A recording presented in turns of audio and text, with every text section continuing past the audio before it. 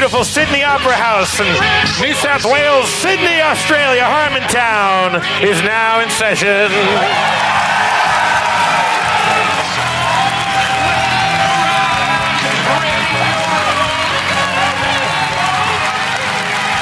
Please welcome to the stage Spencer Crittenden.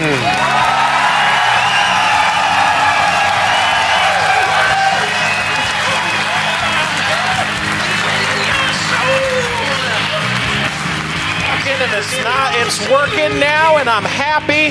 How's everybody doing? Yeah. Let's welcome to the stage the mayor of Harmontown, Dan Harmon.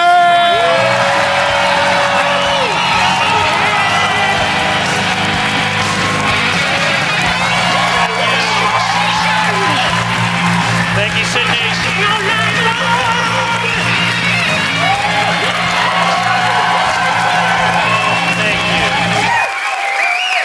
So kind. You're so kind. They're the kind. Sydney is the kindest city in Australia. Did you know that? Is that right? It's the capital of the kindest state. We're in South Wales. New South Wales? Yeah. New South Wales. This ain't your grandma's South Wales. No. Fuck South Wales. That shit's in England somewhere. It might be in Wales.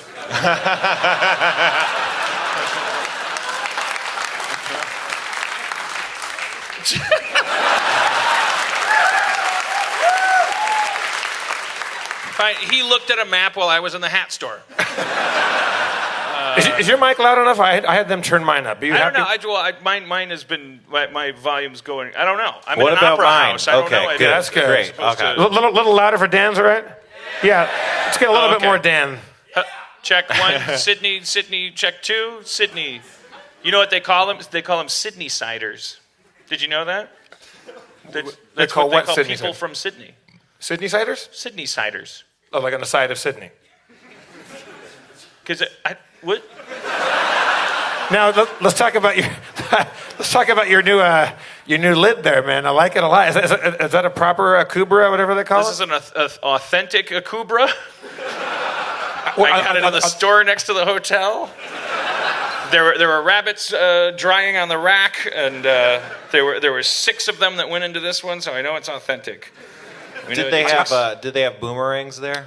Yeah, but they were mounted, Oh. so it's like Couldn't hurt people with them. Yeah, they were like As easily. they like to put on your desk, like Right. Like the buck stops here, but then it goes away and then it comes back again.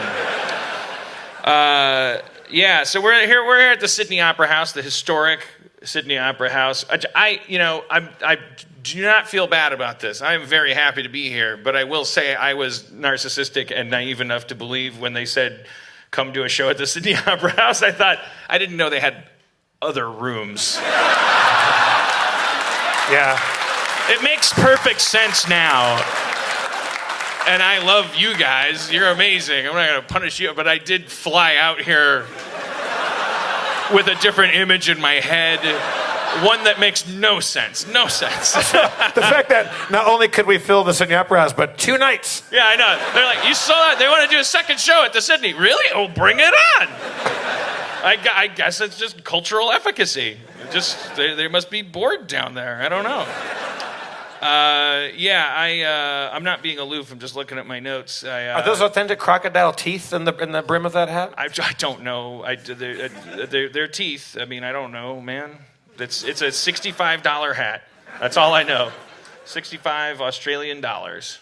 Are they dollars or are they called boomos? Dollary. I think they're called dollary dues, yeah. So you were about to say a guy at the Melbourne show. Because we kicked off in Brisbane a couple nights ago, and shit went wild. That crowd was raucous, to say the least. They were just fighting with each other. They're just booing each other. They were having focus groups in the back. They were just saying like, oh, that was a good joke. What did you think of that joke? It was okay. I don't know. Let's listen to the next joke. I don't know. I'd rather discuss this joke. You're from Ipswich? Fuck you! And then, but they were awesome, and I was more entertained by them than I think they were of us. But then last night in Melbourne, it was a theater, like a proper, nice old theater, so it was less like a rock concert than the Brisbane show. But everybody had 1,000 beers, and there were two hecklers, and one guy just kept yelling "Bangarang" from the back. Which isn't even an Australian thing. It's a Spielberg thing. Bangarang. That's not Australian. So, and then there was a guy up front who we were talking to a blind woman in the back, and he was heckling her.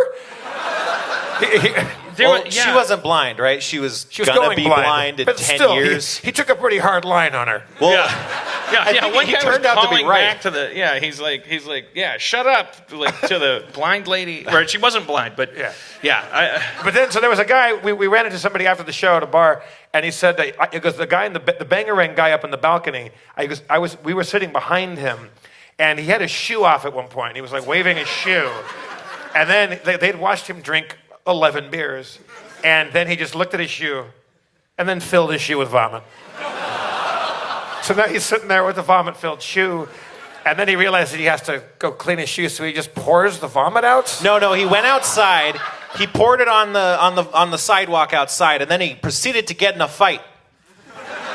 And then we left and got food, and then we came back, and I saw the very vomit he poured out. I didn't realize at the time that this was Shoe Man's vomit, but I pieced it together afterwards. Oh, was it on the sidewalk? Yeah. I saw that too, yeah. Yeah, and we were like, that's weirdly fresh vomit. Yeah. That's why. Yeah. Yeah. With little pieces of koala meat in Right, there. yeah. A little chlamydia koala meat.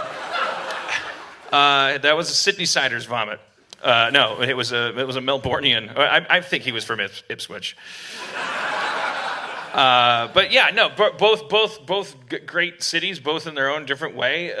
Melbourne was like the hipster city, and Brisbane was like Gremlins 2.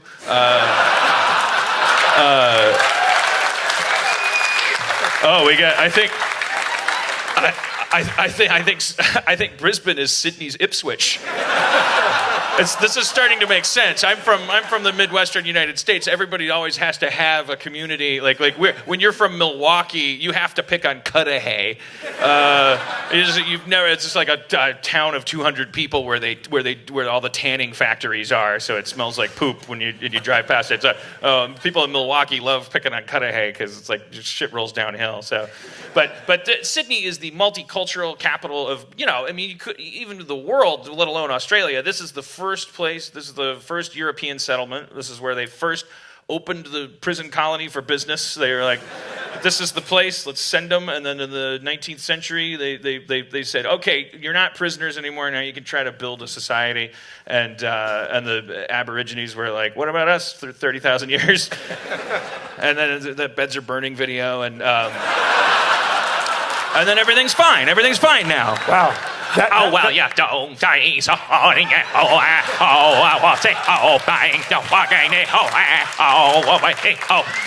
You're my knight in shining armor, you old poop. I always thought that guy sounded a lot like Katharine Hepburn.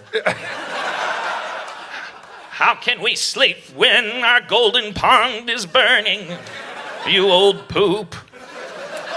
You had him with Gremlins 2, you lost him with On Golden Pond. Not all the Hepburn fans here, huh? Maybe that's why you like that song so much. Like they were like, this sounds really original. I'm like, that's bringing up baby.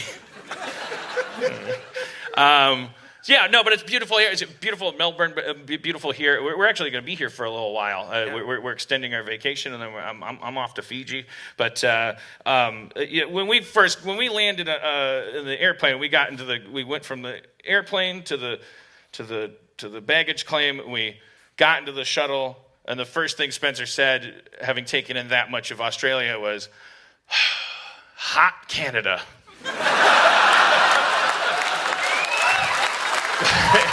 in a good way, just to be clear, in a good way. And I think there might have been a little pejorative, I think it was just at that point, it was like, okay, it's hot. Also, yeah, I mean, we've flown over and landed in much drier areas, but that area specifically was very green, very hilly, very much like Canada in the summer. It was great. Also, the architecture to me is very reminiscent of Canada in that it's just very interesting and I don't know. You know, all the buildings look the fucking same in LA. But this is only the second country you've ever visited outside of the States. So if you went to Thailand, you just go Asian Canada. It's like if I go to Thailand, I'm like, it's like hot Australia. It's just, and then I'll go to China and I'll be like, it's like big Thailand. It's like cold, Russia is like cold China. That's all. It's just the last place I've been to. There are 250 languages spoken here, which I'm sure is the case for any city above a certain, level of population. There's like 5 million people living here. 250 languages. Come on, some of those are fake. 200? Are there even 200? That's like there's some fucking Star Wars. India's got like 49 of them, don't they? Yeah. I guess that's true. Yeah, you get into these ancient countries, and they have like 25,000 languages. Yeah, you're right. People are weird. I get into town, I open up the first paragraph of Wikipedia, and I buy a hat, and I'm gold. You guys are very supportive. You should be booing by now for sure. God knows in Brisbane, a bowling ball would have been shot at me. But, I told them in Melbourne, I'll tell you, if you ever see me announce a game of audience sound effects, I'm in Brisbane. Like it was not. Again, it's not their fault. Like it was my fault. Like the energy I put into the room, and they were just wonderful people. But I was just Well, you obsessed about their language for a long time. I did, and I was doing the whole accent thing. Oh, la-di-da, Dan's gonna do the fucking accent humor. To me, it wasn't like punching down. I was trying to learn, because your accent is very, very difficult from a dialectic standpoint. It's hard to imitate. But I came up with the phrase that Let's chart your progress and see if you're getting better. The phrase that I've landed on, and it's again, I know this isn't how you talk. This is the sentence that I say. And my note going into this is, Dan, it's a little too tense. Yeah, because I'm thinking too hard about each word. But if I don't think about each word, I'll just sound like a chimney sweep. If an American tries to do Australian, it's just like he's going to go right into Dick Van Dyke and Mary Poppins. But there's nuance to it. It's a playful, wonderful dialect. So I've been trying to learn it because I want to be able to do it. So I arrived at this phrase. Okay. I like that hat, mate.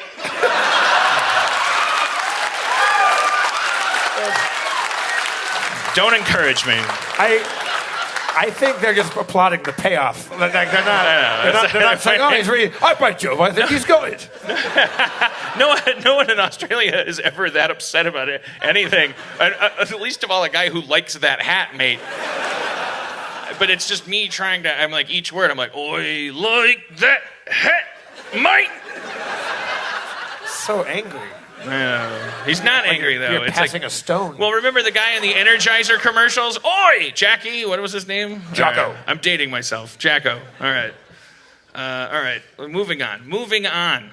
We're all human beings. Is that one of your notes? Yeah, no. This is daily reminder. All right, so I want to ask you a question. Okay, so those hotel safes, do those even work? I mean, they're fun for us. Like, we like the idea that we're locking something in those safes. But if you're the kind of person that finds themselves in a hotel room that doesn't belong to you, which rules out most of us. Like, there's no cat burglars in this room, or inside job hotel larcenists. Like, those people know how to crack one of those fucking safes. Yeah, because if you forget your code, yeah, somebody there knows how to get into that safe. Yeah, and also there's like YouTube videos of a guy cracking those safes, and there's also a YouTube video of a spider dragging a mouse up the side of a refrigerator. But we're not going to talk about that. I'm going to pretend we're in a safe place, even though I'm riddled with bites already. I know something got me. It was a huntsman. I know a huntsman was on me. This place is scary. There's those guys that there's these people that come up like behind you at the supermarket, and like if you type in if you're paying with a credit card or a debit card, or whatever, and you type in your code, there's people that have a heat sensing like app on their phone, or like a little add-on to their camera phone, and it reads the numbers because it can still see the heat signature from the ones that you pushed. Oh, jeez. I thought you were talking about spider detectors or something. I thought you were saying, like, just people in Australia, this is how bad the spider problem is.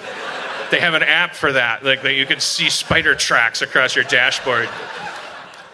Yeah. But anyways, I think we were in Brisbane, and I was headlong into my spider anxieties, and someone said, there hasn't been a spider-related death in Australia in 30 years. And I was like, a normal continent wouldn't have to say that.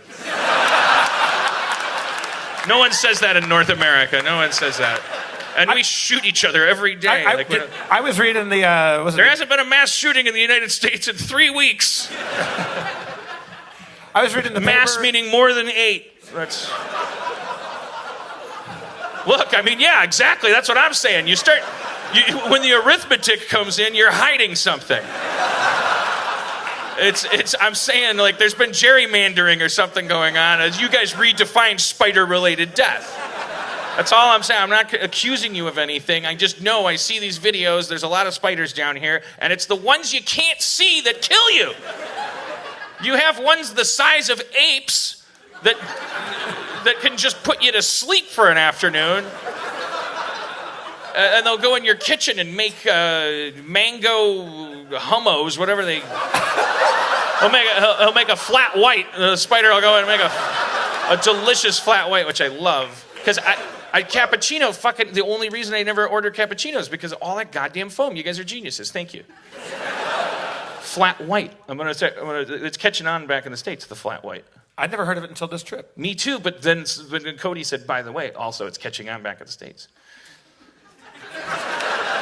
I can't wait to get back home and have a flat white and taste all of it because part of my brain won't be vigilant against spider attack. What do they do? It's just a coffee, and they put milk on top of it? What happens? It's like a cappuccino, but I don't know. They put foam reductor in it or something. They put snake venom or something in it that makes the foam go down, so it's not like a big pile of foam. Like a cappuccino is so good, but then it's like it's like a baby taking a bath. You know, there's like a big cone of foam on it. Like, who are you trying to impress? This isn't liquid. What am I supposed to do with it? It gets all over your face. It's like a novelty drink, a cappuccino. They figured it out. They took the nonsense out. Oi. It's a flit white. A flat white. According to my dialect chart. The I is an A and the oi is an I. Okay, all right. So, all right. So, I don't think you're going to find probably anywhere you go, every time we go outside the United States, be it to Canada or here.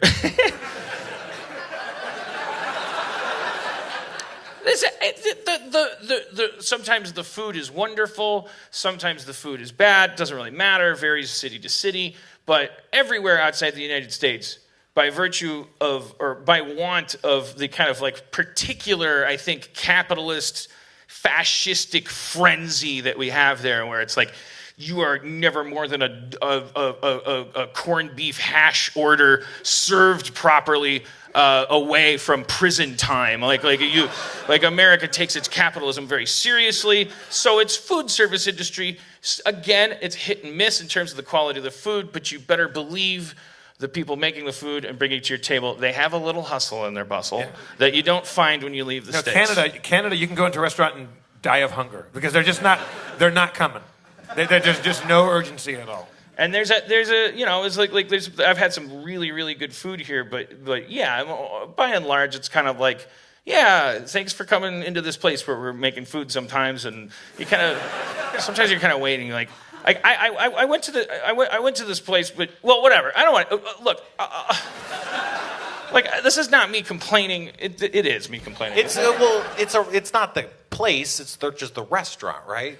Well, the place that we ate just before we came here was fucking it's not insane. Australia's fault. Has anybody been to the Rock Pool Bar and Grill House? It was like if the Little Rascals tried to build an Eyes Wide Shut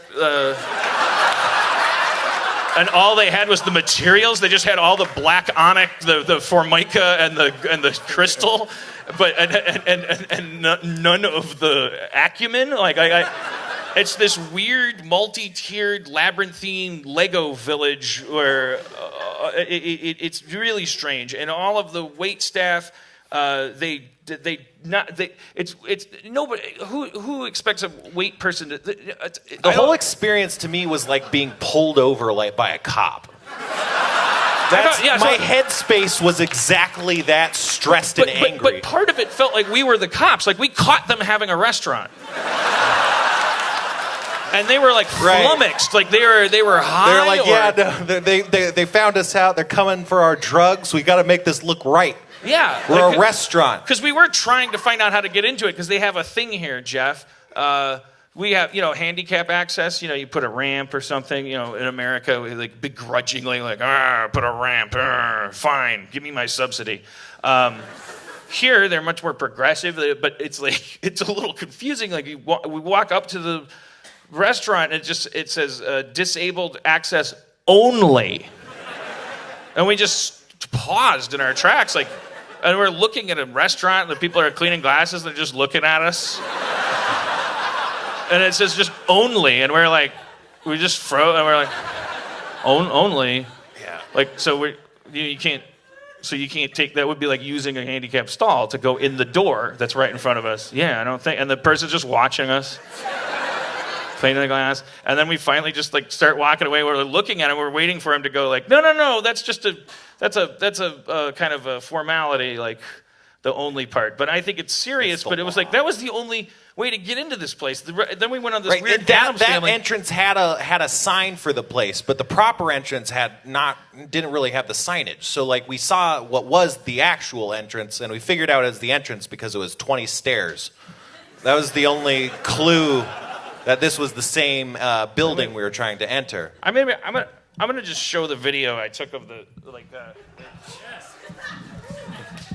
I'm not sure what to do with this. So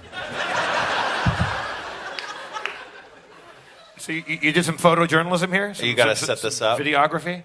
They on the drinks menu, they had a set of rules that I posted on Instagram, and we were going back and forth on whether or not the rules were like a joke or serious. But either way, it's fucked, because if they were serious, they're bullying me, and if they were joking, they're bullying me.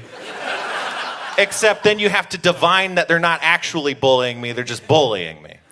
What were some of the rules? Don't look at anyone fiercely. Yeah, don't join a conversation. That's your bread and butter, though, man. No, that's all I do. Speaking of your physical appearance, did your hair get more awesome today? It's really. Thank you. No, your hair is like a it's velvet down. cascade. It's down, baby. It's usually up. Yeah. I like it. It's glorious. You're not going to go straight up Melbourne top knot on me, are you? Oh no. Top knot. A lot of top knots here, people. A lot of top knots. No, there's top knots everywhere. They're just fashionable. I think Australia's leading the league. I don't know, man. Fucking LA is top knot city, and I hate it. I just want to drive over all those people. Do we have any top knots in the house? No top knots? Oh, and then the lady was giving me water. They were giving me okay. So at this point, I was really agitated. I was, like I said, it was like being pulled over. My heart was racing and my skin was vibrating.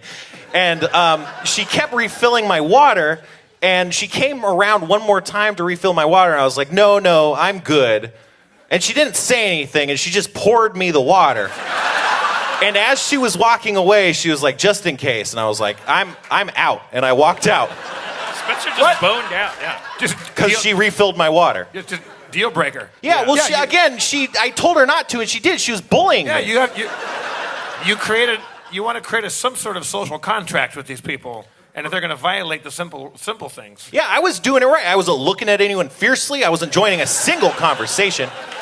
Okay, so I went to go to the bathroom in this place, and then when I came back from the bathroom, I then, because I was like, I can't believe what I just walked through, so I came back, and then I took that's why I shot in portrait mode. I'm not an amateur. but so I recreated the bathroom walk. But I don't know if this will translate or not. But this is what you go through to get to the bathroom in this place. I'm gonna go to the bathroom.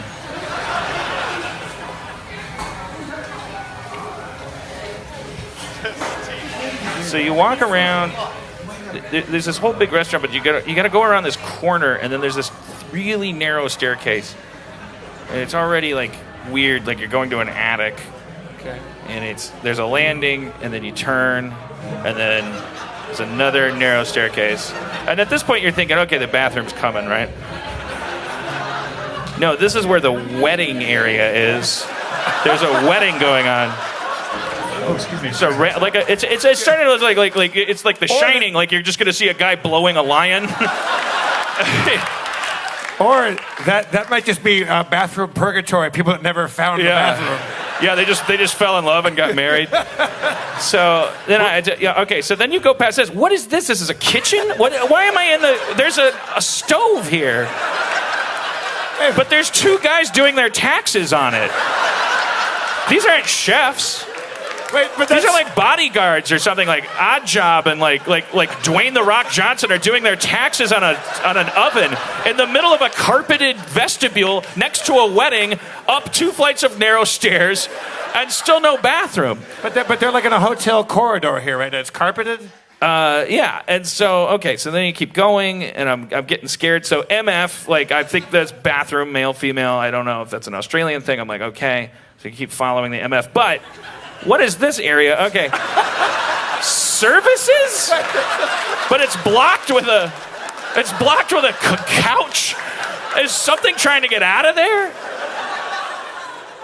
Like what are the, and is that, that's a doorknob. Now I'm overreacting. I thought that was like a crucifix. Okay. But then I just run it. What are the other doors? Electrical cupboard. And the old WIP hose reel. They're still working on that one. Yeah. All right.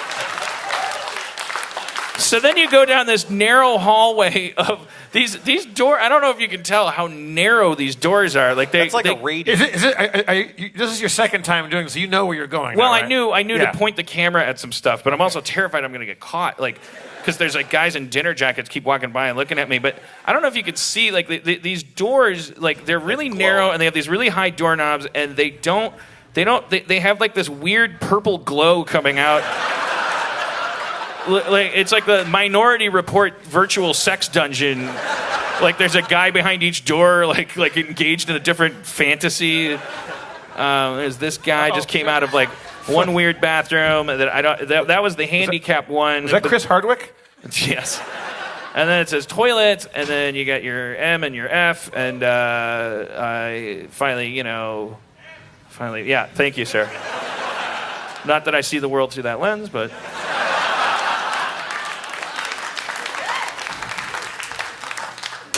Oh, no, please. Christ. All right.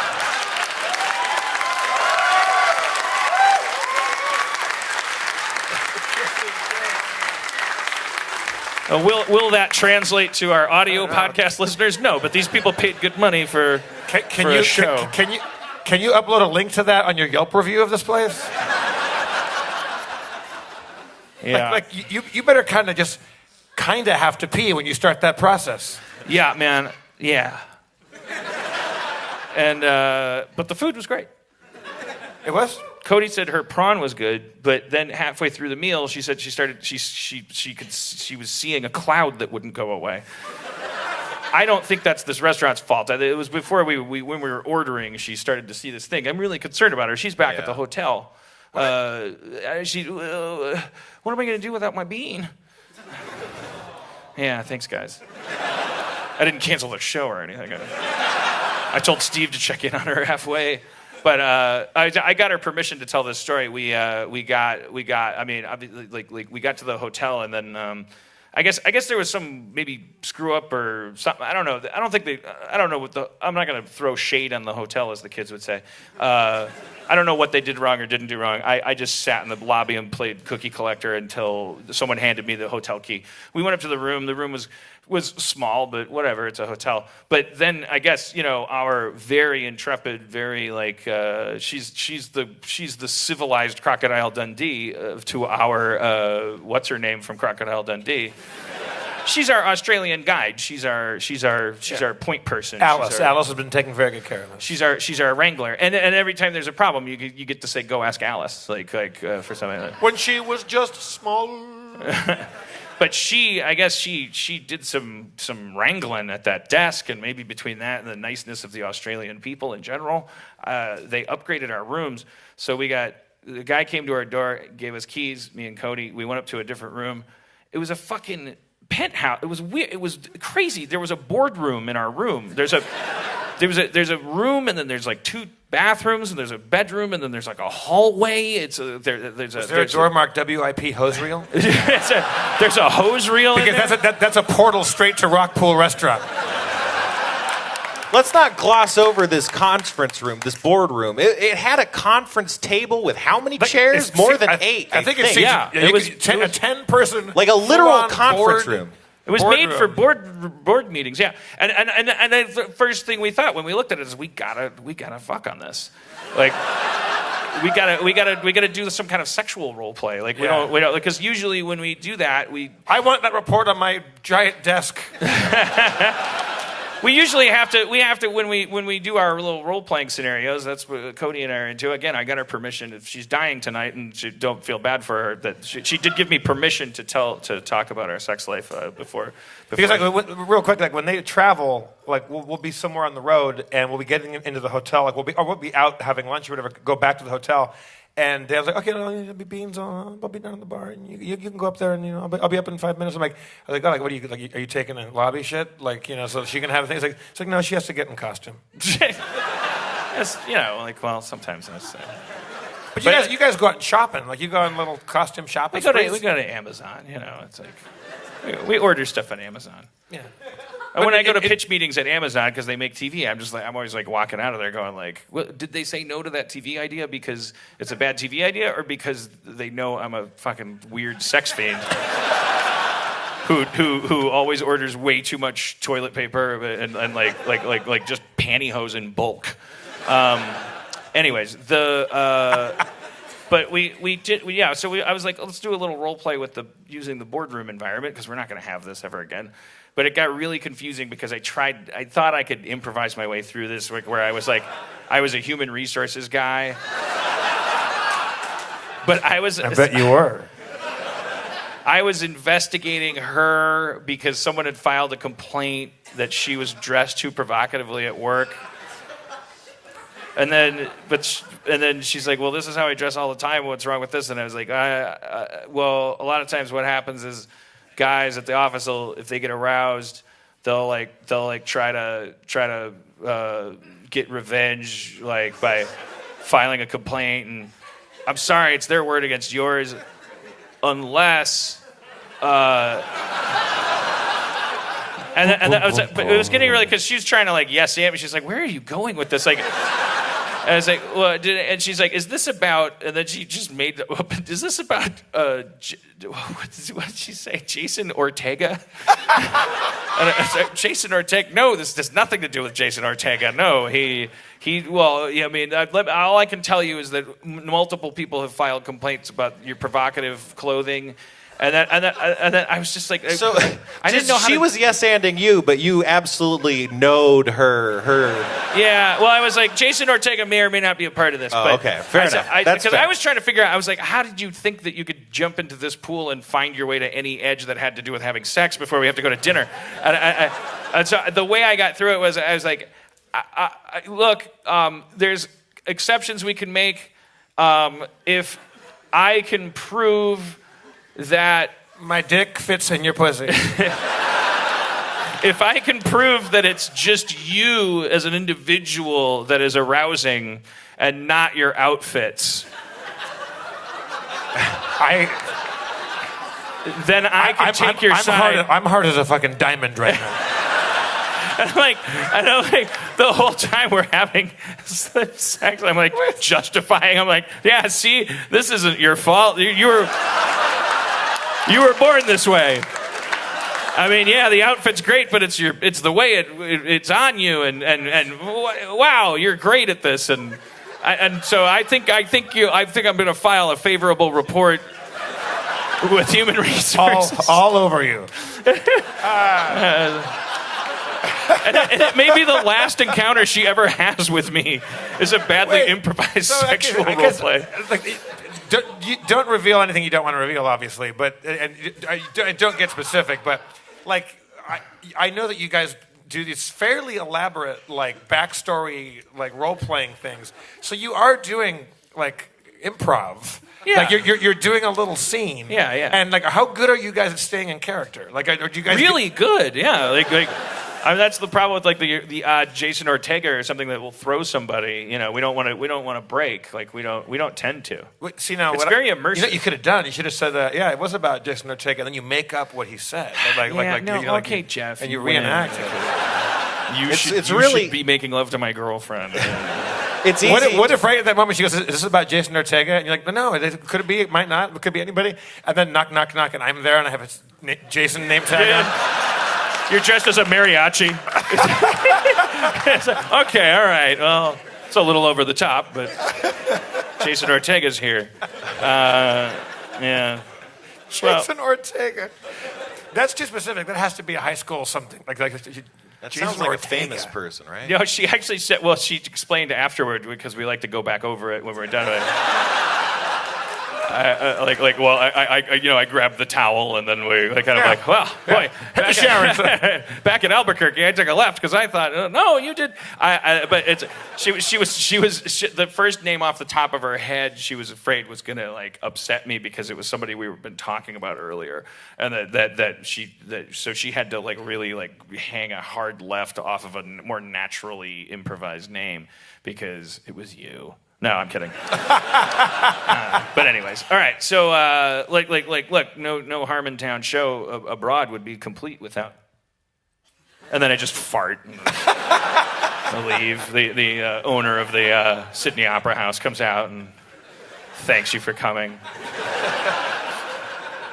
Kevin Sidney.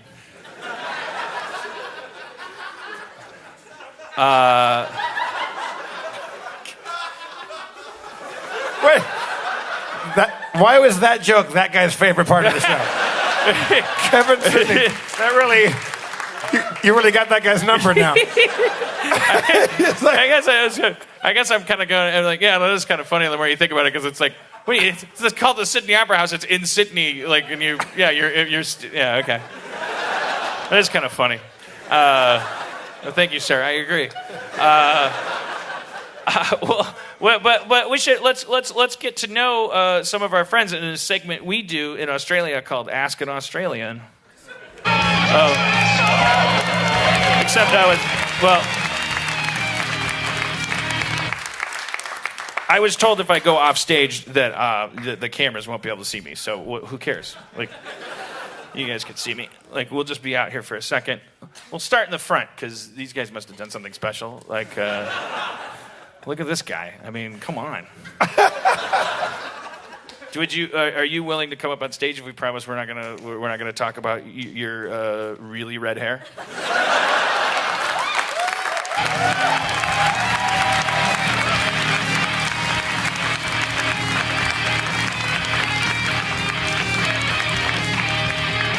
Because I cannot make that promise. How's it going? With Ryan? Ryan, everybody. Welcome, Ryan.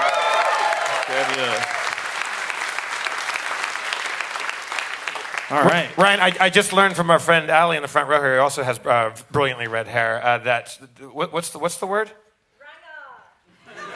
Ranger. Ranger? Is that like a ginger? Is that your word for ginger? It comes from like orangutan. We caught that a lot in Australia. Is there a heavy redhead population in Australia? Yeah, there's a fair few. We get around. I guess there's more in Scotland than Ireland. Is that true? Anybody know that? Yes. Are you Scottish heritage? Actually, I don't think so. Are you adopted? And maybe. No, none of my brothers, none of my cousins, none of my aunts, neither of my parents, none of my grandparents have red hair. Really? I just kind of appeared. But like it's like I like what's going on. You're very like it's very like illustratively waved. It's very nice. It's very good. Thank you. I do my best. Yeah, it's very. I love it. So Ryan, are you a local? We have to verify his authenticity. Oh, so yeah, with one of my. we have to put you through a legal procedure here. I write little phrases for the Australian guests to read to verify their Australianness. Because if I said this, I wouldn't sound Australian at all. Can you read that? It's at the top in boldface. Right. There's more spiders here than people, and the ones you can't see are the ones that kill you. Yeah, you sound pretty Australian. Thank you. All right. That's the only one I had left, by the way. We're going to write more or make them up if we... I'll have to whisper to the next person. Okay. I'll be like... Struth, that Croc's a splasher.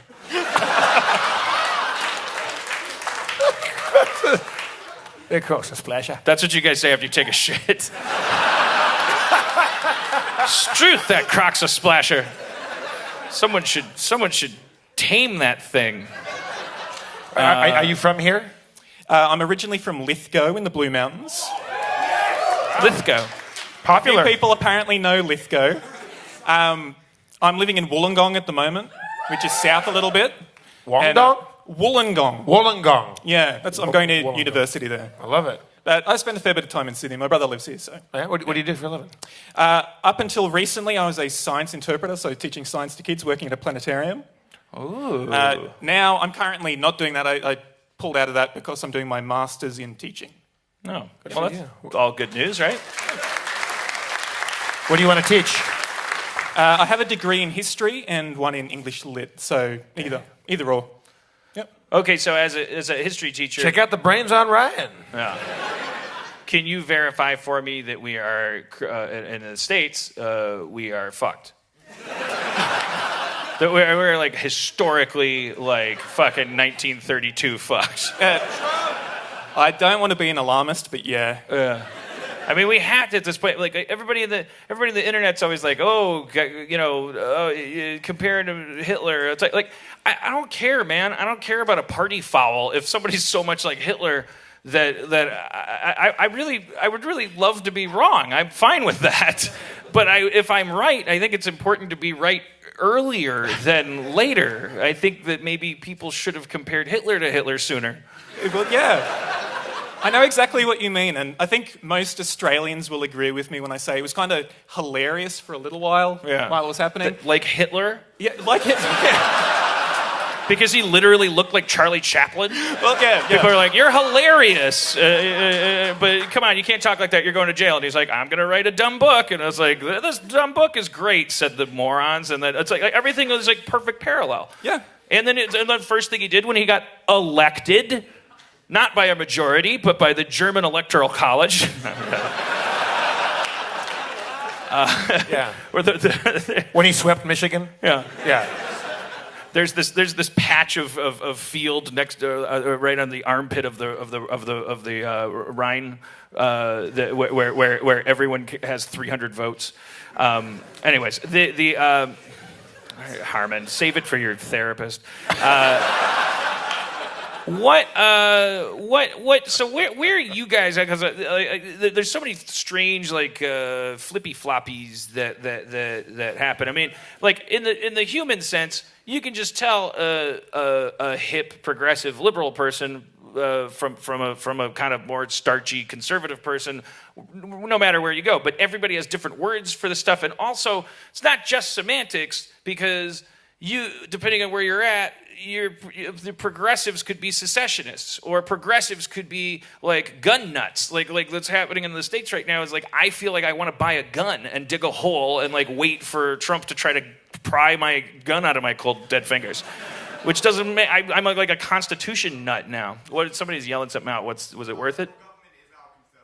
Yeah, our conservative party is called the Liberal. I know, that's the first thing I found out is it's careful because our liberals are Nazis. They're like, was like, what? It's crazy. But then you go like, well, what does Republican mean? Like, oh, these guys love republics so much. It's never really made any sense. It's just. But anyways, what I wanted to ask you is like, can you and if you don't want to take the slings and arrows, but if it's like a hot button and you're like, I came up here to talk about my beautiful hair. Like, I don't know. But you're a history teacher. It sounds like you have the respect of the crowd. Like, where are you? Where are you? Where is Australia at right now as this world is shifting into what I would call a factors leading to chapter in the history book? Nationalist revolution. It's kind of hard to say, to be honest. We're caught between... Yeah. What did you say? We're fucked. We're fucked. You're fucked too? Yeah, I think we're all kind of a little bit fucked. Yeah. That guy's just the subtitles of what's going on up here. Our current Prime Minister's like the most smug, rich guy you can possibly imagine. He's maybe better than the last guy, maybe. This is Turnbull, right? Yeah, Turnbull is our current PM. And then Tony Abbott... Tiny Abbott? Tony. Is it more like Crocodile Dundee than I thought? Like our Prime Minister is Donk, and then Tiny Abbott's our president. No, okay. Tony Abbott. He was like a monumental piece of shit, but he didn't really have the wherewithal to hide it, so everyone knew he was a piece of shit. Whereas Turnbull kind of hides it a bit better, so I feel like he's winning some people over just because he's a bit more swami and stuff. So, yeah, he's probably a lot worse, but he comes across as slightly more palatable. Yeah. Which is worrying. That's why I feel so fucked in the States, is because it's not Donald Trump. Like we have it's actually either centuries or millennia payback of fixation on the hero worship, the principle, the idea that there's people that can make a difference. It's as opposed to each individual has to like really create their own world and like work practically toward a world that functions for all of us. We all have this tendency to it just takes a big load off our shoulders when we pick this favorite person to speak for us, or that person's going to bring about stuff, so we can kind of do what we do best, which is not much at all, and that's just us being good orangutans, you know, like that's just. Whoa. Sorry.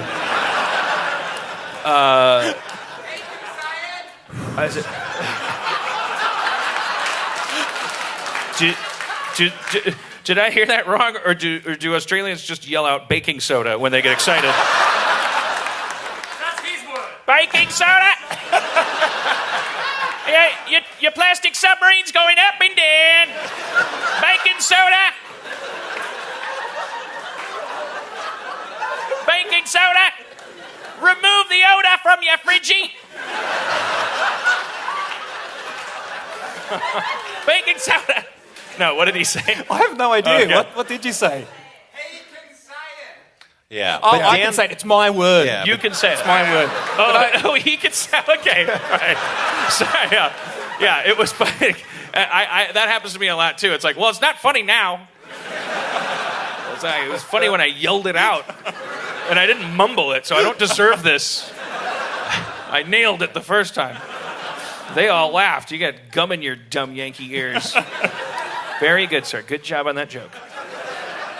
Dots connected culturally. All right. So, anyways, all right. So, what are you going to tell kids to do as you're teaching them history, and you're also thinking in your head, I have no future to teach you because, like, it's grow gills or drown. Like, do you just hide that from them? I don't know. I'm a little bit optimistic, honestly. The more I work with kids, the more I have faith in the future. Oh, so like. It's honestly true. It's like when you meet a baby boomer, that's when the red flags start popping up in my head. Yeah, or a millennial. So maybe having a soul skips a generation. Yeah, well...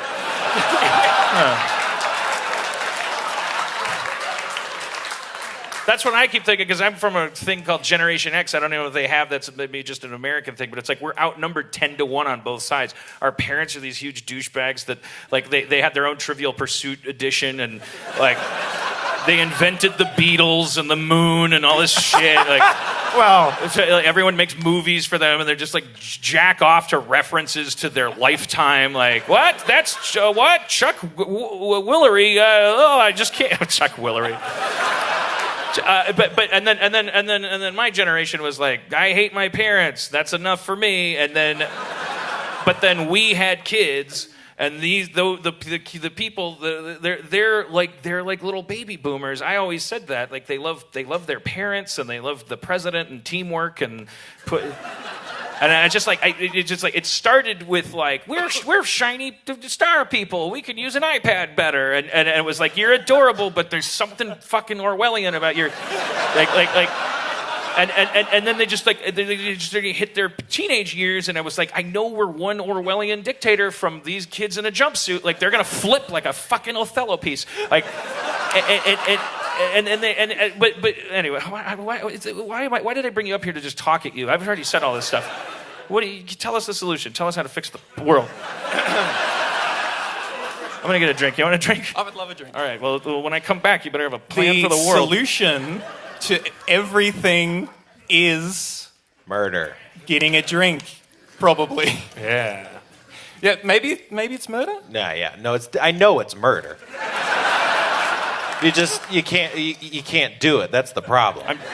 I'm touching your ice. I hope that's okay. Yeah, That actually makes it better. a friend of mine is dating some guy down in Central America, and like they're super hippie ecologist types. They live in mud huts and whatnot, and it's all about saving the planet, which sounds amazing. But then the more you find out about this guy is that he's a complete psychopath, and he's kind of like a low-level wannabe cult guy. Where women have that hang out with them, you can't talk to your parents and you can't talk to anybody that lives in a city because that's all evil, and you have to just live with me and connect to nature. And he starts running these people's lives, and one of his solutions is he really thinks that the way to save the planet is just to start killing people. Yeah, man. Yeah. That's what I'm saying. Start with that guy though. Fuck him.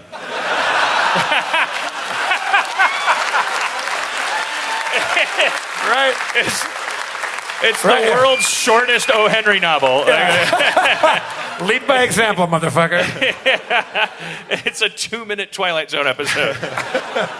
Time enough for genocide at last. Wait, me? I do have that, wasn't it one of the two guys, was it Watson or Crick, who they did, the guys that discovered the shape of DNA? One of them's like a cosmic DNA guy that said DNA couldn't have evolved on Earth. There's not enough time mathematically. And I don't know if it's the same guy, but there's another of the two in an uncomfortable, cringy way has gone on record as saying that stupidity is a disease and we should cure it with eugenics.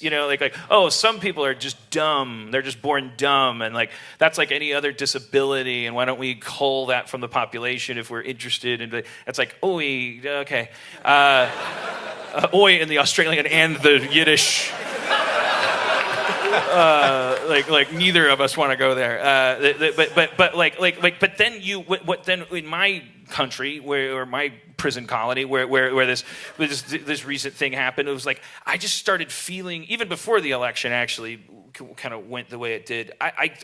I started having this weird, I was just fuck stupid people. I just don't, it's not like I graduated college, so by stupid I must mean something else. And definitely fuck stupid people. But should we just go to war with No, them? but I mean, I don't know. The thing is, democracy makes us hate stupid people because their stupidity counts as much as ours, or more. Because, we live in California, and our vote counts less than someone who lives in Wyoming, and we're better than Wyoming, and Wyoming's full of idiots. You hear that, Wyoming? Yeah, go fuck yourself. I used to tell people Wyoming didn't exist and no one challenged me. That's a true story. My whole middle school was just lying to people. Because, as you can tell, I'm an authoritative source that sounds like I know what I'm talking about. So it all tracks, Well, all right, as a teacher... I'm glad that you're a good person, Spencer, because you can be really terrifying. No, I know. I'd probably be more effective if I just embraced the evil, but That's what I think sometimes. I think let's just be supervillains. Let's create a bomb that kills all the dumb people. Right, yeah. Or just take everybody to the moon, I guess, like I've been harping about. We could just do that. Or just, fix education system in America. That would help. That sounds hard. It is hard.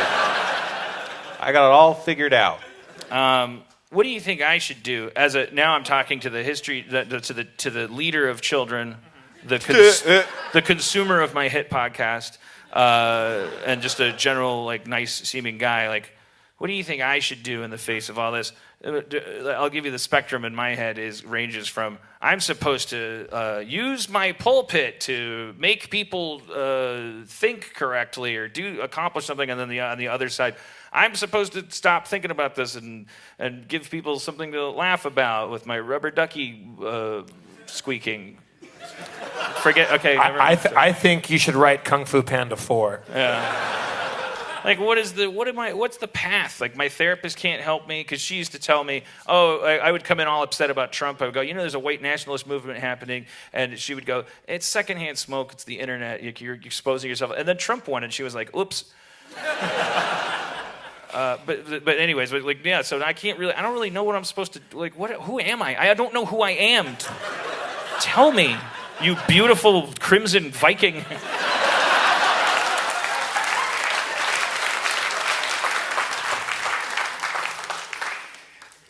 Honestly, if your therapist can't help you, I probably can't help too much.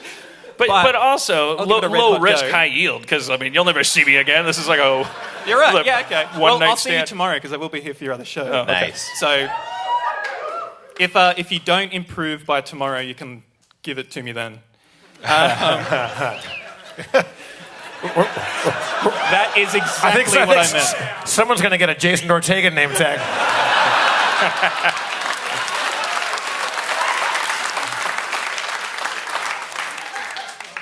All right, what do you think? Now I'm turned on again. I don't know, shave your head, move out into the wilderness, start yourself a little commune. Go be Joe Rogan. That's Joe Rogan. You're right. I honestly read the blog post you put on Tumblr just after the election.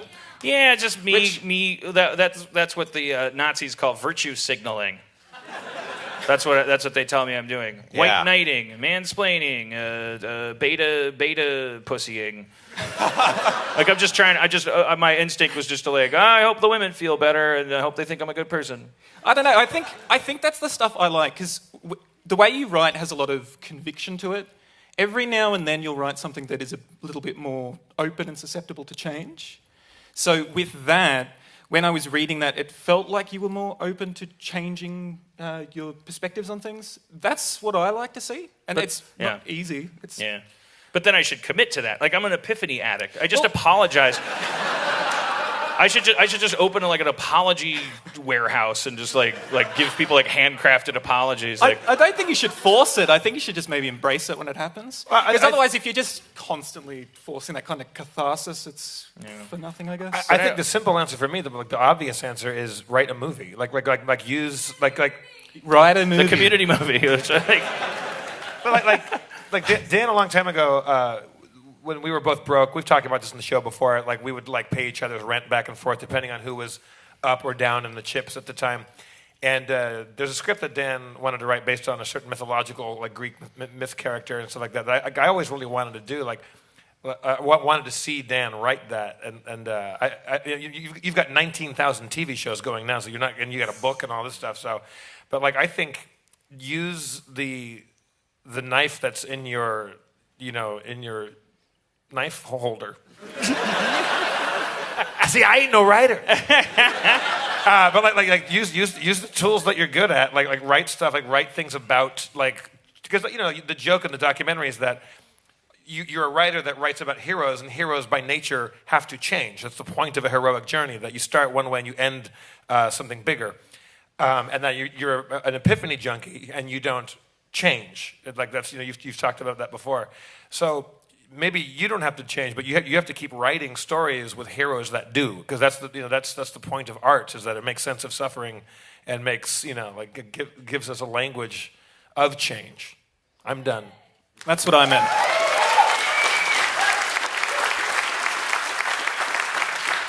But first, a quick game of audience sound effects. I think we should play. That's why I brought it up, because I was like, that'd be a funny callback. You explain it, and then, all right. Well, I already forgot your name. Ryan. Ryan, one more thing. Have you ever heard of the porn phrase CFNM? Yeah. It's clothed female, nude male. Yeah. I just discovered it, and it's very exciting to me. It's great. So it's a naked dude, but the woman's dressed. And personally, I don't care if the guy's naked or not, but I like the clothed female part. It's like, but you can't just type in CF and just. Oh, well, I guess that's non-nude, but yeah, it's I'm very attracted to clothed women. I understand. There's a lot of clothed women in the audience right now. Almost. Don't remind me. Almost 2/3.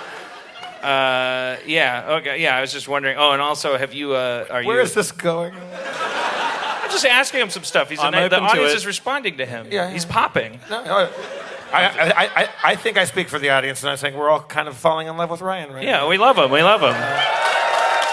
He's a good Sydney sider. Have you downloaded Mario Run? It's like $15 or something, isn't it? Well, there's a I'm not paying paywall for that. after like the first 4 You get levels. 3 levels and then you have to pay. I think it's like What? $10. What? I Yeah. knew there was paywalls, but that's fucking crazy. Yeah. God, I can't be funny anymore. I should leave. I'll go. It'll be fine. That's so fucking stupid. God damn it. It's... I want to flip this table. I would. I'd have to put it back. That's the problem. I like the fact that you were quiet during the Trump and the Hitler stuff, but Mario really I'm bee in trying, your bonnet. man. Speaking of Trump, this is probably just false hope to cling to, but I heard someone talking, now that the FBI has agreed that Russia has definitely hacked the election, the thing is, like, Trump could be tried for treason because he knew and possibly aided and abetted in the helping a hostile foreign power wage war on our country, which is literally the definition of treason. So Yeah. I think that there's actually a treason case that could be made against him. Yeah. That'd be cool. Then it's That'll just never sit happen. back and let common sense take its course. It's not going to happen. I mean, it has to happen. It needs to happen. But no, it's not gonna happen. Like the horse has left the stable. Well, Right. I mean, like people keep predicting. They'll go like, oh, well, he's the Medicare. Like the people that got him elected, they're gonna lose their fucking Obamacare. It's poor white old people with like PTSD from wars and stuff that were getting insurance under Obama that didn't understand what that meant, and were like, fuck Obamacare, because it was like dog whistle for like black guy care. Like they were like, there's a black guy in the White House. That means what? So smart white people would rather hang out with smart black people than me? They got fucking mad and they overthrew the anyways, I'm saying those people are going to get their fucking health benefits taken away, but they're not going to then go, wait a minute, I think this guy with inhuman hair who is like... He wears fucking ball caps. You can't be president. You wear a goddamn trucker hat. That was a big trick. That was a political strategy because he knows how fucking insane his hair is, and that took it completely out of the picture. You can't have all these pictures. I think he wore it when he got off of like a helicopter. It was a windy exactly. day. Where there's wind. Yeah, exactly. And it took it out of the equation. And he's like, "This is my life now." I think it was smarter than that. Even smarter, that fucking word can't be used. I think it was more strategic than that, because like that guy has been wearing that hair for a long time, and like it's been fine, like bandying it about. But that baseball cap was a real signifier to this whole Rust Belt. Like it was like there's a baseball cap. I'm gonna wear it indoors, and it's gonna have like generic felt letters ironed onto it. There's nothing fancy about it. Because every Trump supporter I've talked to, it's like it always comes down to like this anti-intellectual kind of revolution. Like it comes down to this like, you smart Frasers think that you're so smart, but I guess you weren't smart enough to win.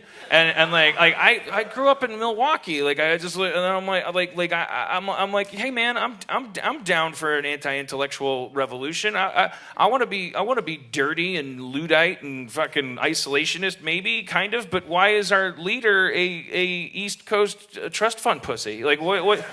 Anyways, you guys don't need to hear this. You have your own problems. What am I doing? Why would I come here and dump this on you?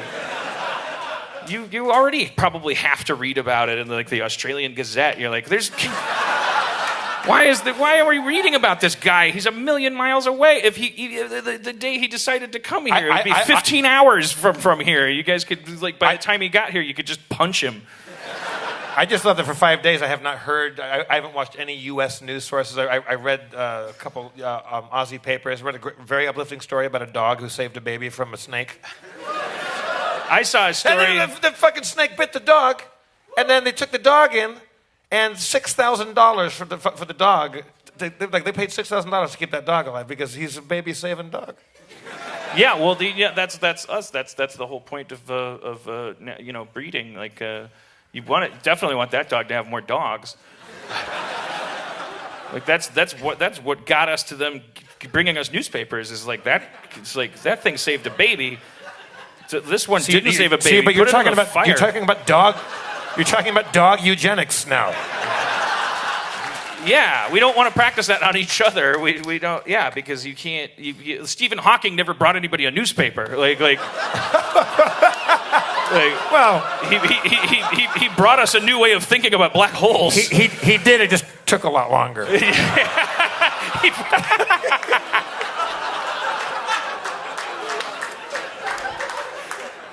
As the comic Vernon Chapman said, Stephen Hawking, sure, he can talk the talk. Oh boy, that's not. It's the best. It's the best opener of all time. That's Brisbane humor. That's amazing. I'm just kidding. I know there's people that were at the Brisbane show that came here, like Carl. No. Wait, I was about to talk about something. I can't remember what. Are you having a good time? Do you like to drink? I'm having the best time ever. Okay, good. All right, good. You're important to me. It's true. No, you're a lifeline. You've been a godsend. You're wonderful. Like you're a tall, lithe, alabaster-skinned Prometheus.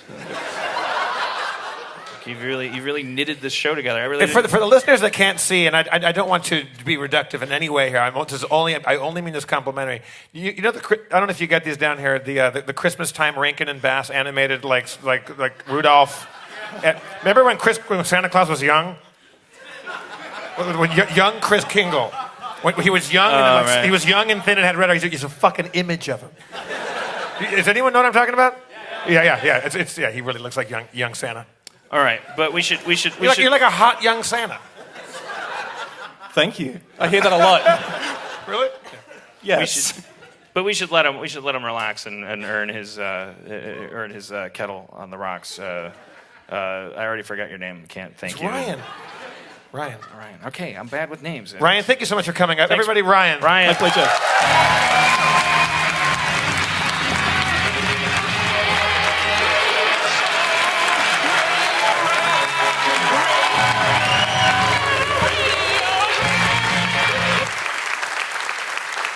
He's a quintessential Australian. Is a quintessential modern Australian. Yeah.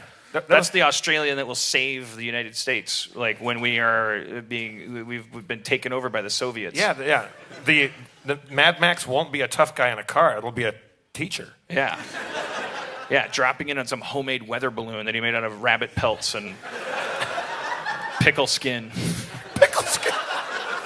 Pickle skin? Yeah. Just, I don't know. I tried to improvise something savage sounding. It's the most wild thing I've encountered in 30 years is pickle skin. And the Wikipedia entry for Sydney. There's a lot of spiders here. All right. Hot Canada. All right. So it's expensive here, but it's nonetheless rated one of the 10 most livable cities. Is that right? Don't know what livable means. I don't know what that means. This is not funny. This is just true. I had one of the best dinners of my life. I'm a vegetarian. Went to Bodhi. That place is fucking good.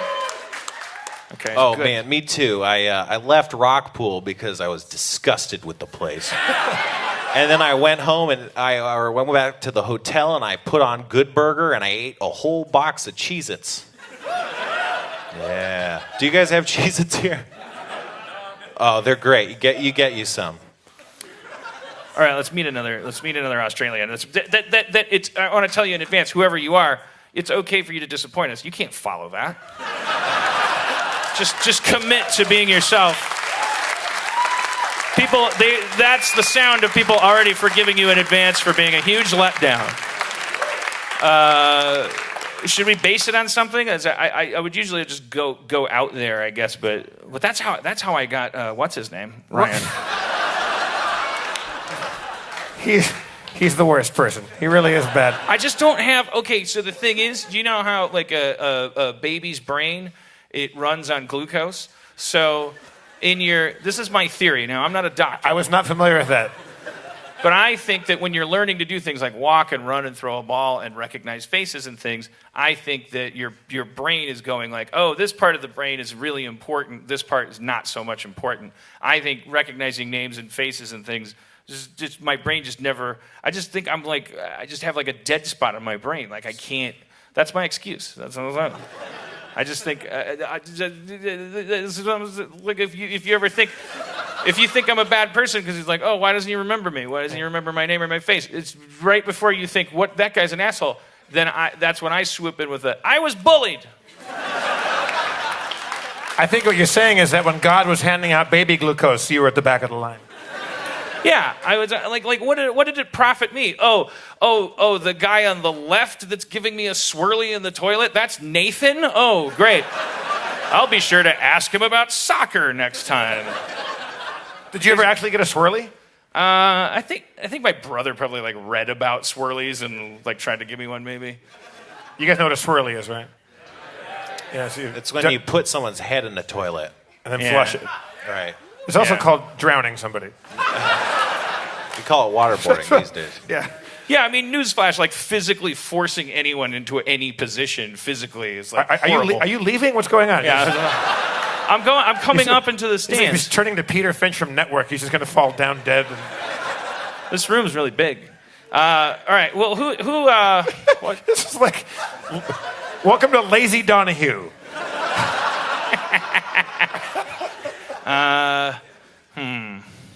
Uh-oh. Well, I don't want to do. Uh-oh. Well, I'm not going to scan the room visually because then whoever I picked would be like, "What? What do I look fun to you? I look like entertainment to you?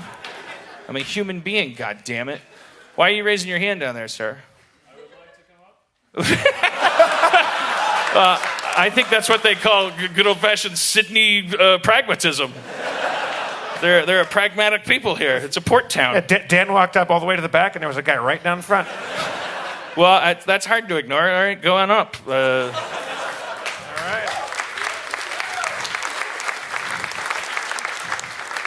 If you're keeping track, there's no women in Sydney. What's your name, We sir? don't- What's your name?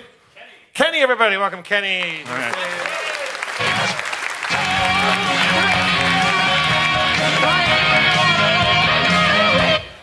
What's All up, right. Kenny? There's Spencer. Grab one of these microphones here.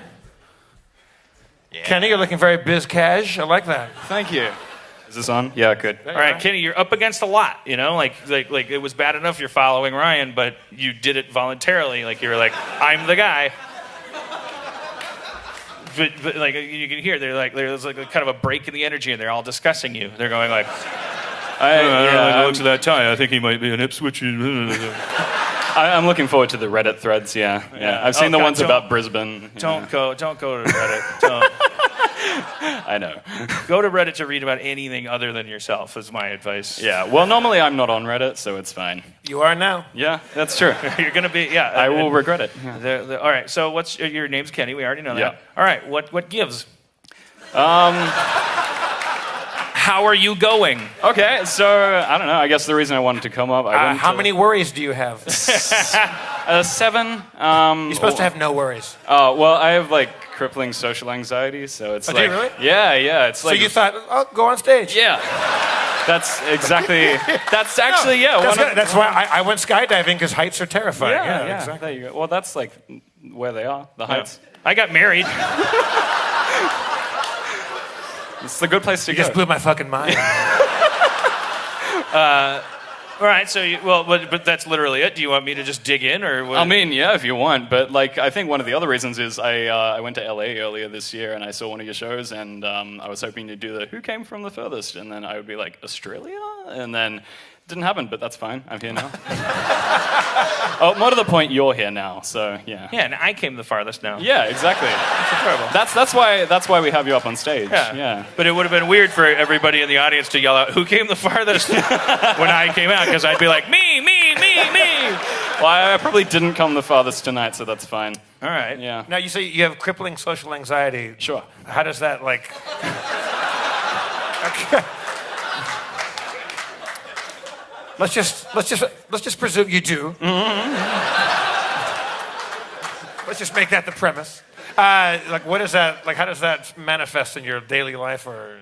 Well, I mean, I've gotten better with it since like working in retail, because you learn to pretend that the people aren't actually people. It's sort of like, Westworld. They're all just hosts and they're on their loop. They're just like, they want something and then you have to have some exchange with them and stuff. And it's like I'm pretending, basically a sociopath. But if it's Westworld, aren't you the host? Actually, that's pretty apt. I'm in my cycle, working retail, Yeah. Would you like a drink? It's probably entertaining to see me heave every time I take a sip, so sure, yeah. I don't do well with spirits, but sure, let's go ahead. Well, let's not kill you. No, it's fine, I'll be right. We'll get you a nice shoe to vomit in, and it'll be great. Yeah. I mean, I got two here, yeah. It's fine. You don't have to drink that. No. Don't get me wrong, I like drinking, it's just that it's the only thing here, so that's fine. Yeah. No, it's not. Okay. No, okay. But he's just saying, you're a beer guy, and there's no beer up here. Yeah, That's all right. exactly. That's fine. Dude, you made Jeff leave. He left. He made you me offended go him. to get you a beer. Oh, wait. Oh, okay. Yeah, I didn't see what happened. It's beer country. I wouldn't presume that anybody. I've had to walk many bartenders through making me a Negroni on this trip. I don't know what that is. Yeah, exactly.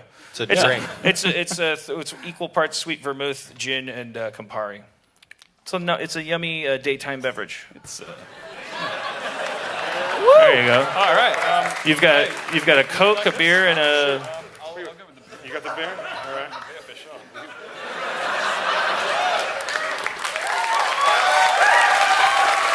Thank you, Jeff.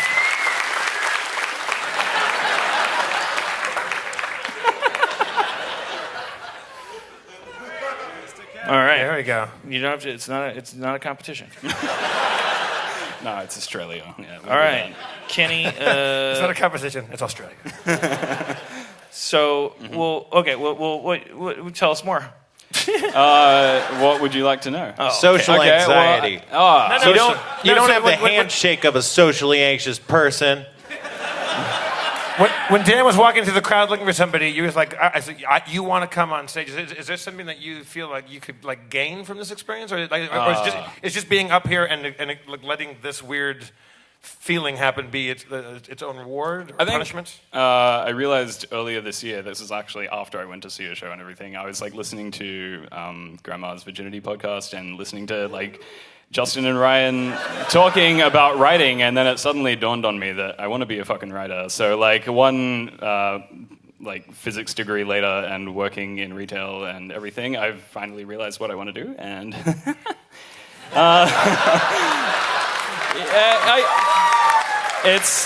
it's sort of like and I realized like I can't count how many times I've marathon Community and everything, so I realized that after all this time, you're probably the closest thing I have to like an idol sort of thing. Like, don't fucking do that. No, it's not. This is not a hero worship thing. This is just like I really they feel I love bad your for work. you. They're like, aw. Like, you really gotta expand cool. your horizon. Yeah. Look at his idol. I hear, was it Ackerman? Ackerman? I should go for him. Yeah, go for it. Yeah, just between me and Ackerman. I'd go Ackerman these days. I mean, What sort of physics? Like, was there any specialty in that? Or? Oh, I mean, it was only a bachelor's before I realized I didn't fucking want to do it. So, Let's experiment with. I mean, with you know, when you get a physics degree, you end up doing like the whole gamut. You're doing like quantum, astro, all that shit. So, yeah, it's fun. See, now I'm into physics. I have a terrible brain for math. Like, I'm really not a numbers guy, but I love shows about physics and about quantum theory and all that jazz. But when they start talking about anything like slightly complicated, like, it's just so theoretical and abstract. Don't let.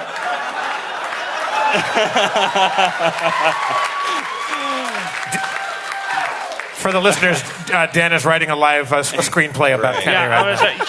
Keep talking to him. Keep him talking, Jeff. I was gonna say. You and I are going to talk right now. All the watching the documentaries and stuff from first-hand experience. Kenny, what's your last name? McDonald. McDonald. Okay. With an A or just MC? MC. Yeah. Oh, nice. First go. I mean, there's only 2 options, so it's not that impressive, but.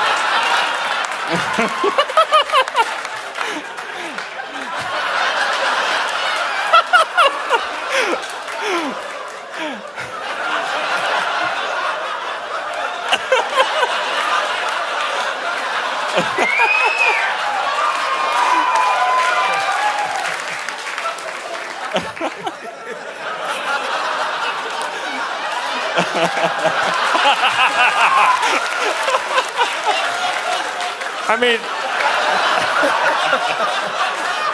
Dan, do I read any of this for the podcast or no? Yeah, I don't know. I don't know. Yeah, I don't know. This is gonna make people have to subscribe. Yeah. We're not even shooting it. Are we shooting Maybe this? we could edit it out of the audio part. I don't know. Okay. Well, let's keep talking. So, Well, what I was going to say before is, like, with the watching documentaries and stuff and liking physics documentaries, don't let that trick you into getting a degree in physics, because you won't enjoy it. Right. First-hand experience.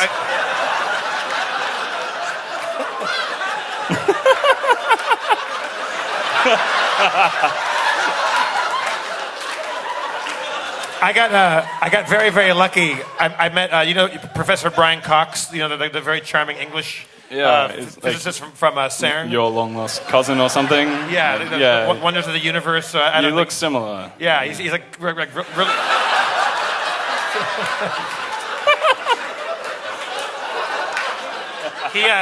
He invited me to come out and go look at the Large Hadron Collider, which would be fun. Shit. But I don't know what it is.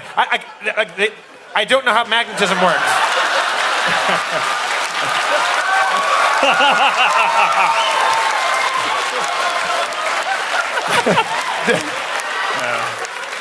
Dan, for the listeners, Dan is writing a very culturally sensitive, not hack script right now. That's me, Kenny McDonald. So,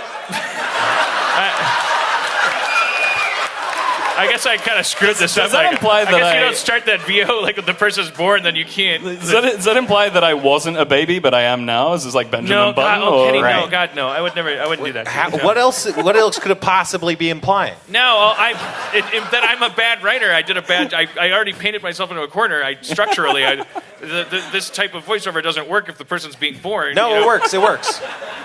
No, it's I bet you're wondering how I got here. Yeah, it's 9 months earlier. No one's wondering how you got there. How you got there was the sperm. Cut to some old McDonald's testicle. Yeah. I like to think that I was like what's the word? Like Jesus?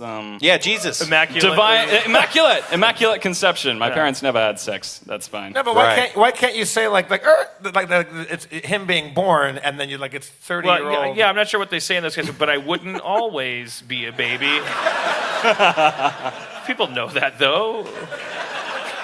All right, so Kenny, you got your degree in physics. Yeah. Which sounds arduous. It sounds difficult. Yeah. And then you said, I don't want to be in physics? Yeah. Were you in your dream, did you want to be like a theoretical particle physicist or something? No. I think I don't know. I think part of like my getting a science degree was kind of to shut people up when I'm doing something else that I want to do. So people can say, "What are you doing with your life?" I'm like, "I have a degree," but that seems like a waste of 40 grand. So I don't know.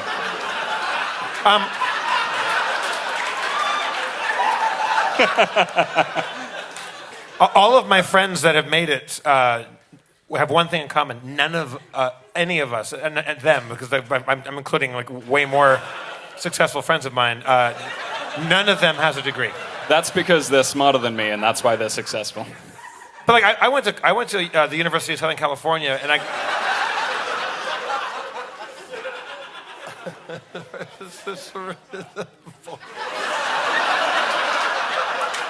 No, it will tend to, Oh, yeah. unless acted What? upon by an outside force. Yeah. Okay, thanks, Spencer. Yeah. Okay, are we going to get some Newtonian punchlines going on here? Oh, professional now. Like I went to school. I started as a business major. I suck at math,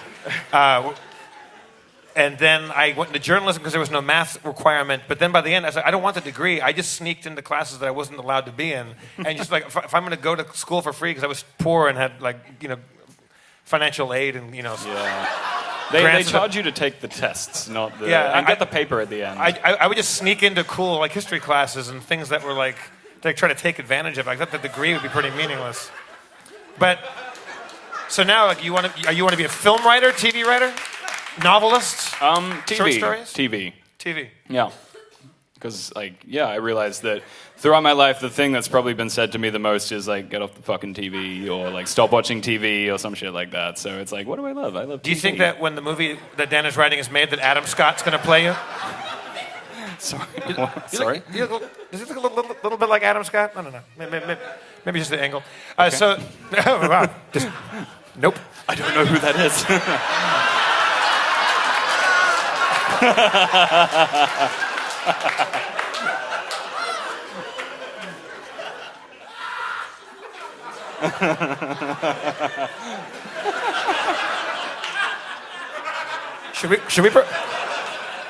Should we perform this later on?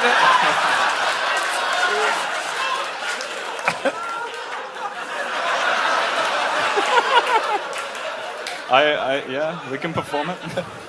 I think we put this on as a little one-act play later on. All right. So now, have you tried writing? Are you working on stuff? Yeah, I'm on the plotting stage of many things, and then I finished an actual it was attempted to be a pilot episode, but it turned out more like a short film comedy thing. But I'm writing when I have time and enjoying. I don't know. I know a lot of actors that are from here and work in acting here, but is there a big TV writing thing? All of our TV is kind of shit, especially the comedy. I don't know. Oh man, I was watching Australian. Sorry. I was watching Comedy. Australian I hate Food our Network. comedy. Okay, I'll let you talk. Sorry. It's fine. Sorry, what was... I was watching Australian Food Network. Holy shit! Everyone just wanted to talk in front of the camera. There was 4 cooks, and they're like, "Now I'm making marzipan. Well, I'm cooking up grapes." Yeah, and it's just everyone's talking over each other. And I'm like, I don't know how much butter you're using. I don't think they know either, but that stuff's great. But Oh, I love Food Network. Yeah, Oh yeah. It's the network for the food. And Now you go. What were you gonna say before I so rudely cut you off? I'm not paying attention to myself 90% of the time. So Yeah. How is your social anxiety doing right now? Is the heart beating fast? Are you settling in? I dealt pretty well with the boo, so I think I'm doing all right. So. Fuck you, Kenny! Oh, Now that I've heard a lot. That's fine. That's his father. Yeah, I've written myself into a corner here. I got the professor just. I haven't been reading, Dan. Where are we at? Can you put me up to date? The physics professor made a fireball by lighting his pipe or something, cleaning his pipe. My bad. Yeah, he just is cleaning his pipe when his pipe bursts into flame, and then Kenny's climbing to his feet, and then he'll say, "Professor, take me away from here." This is a magical reality kind of thing? Like, With pleasure. uh-oh. Holds out his hand. Enter Jason Ortega.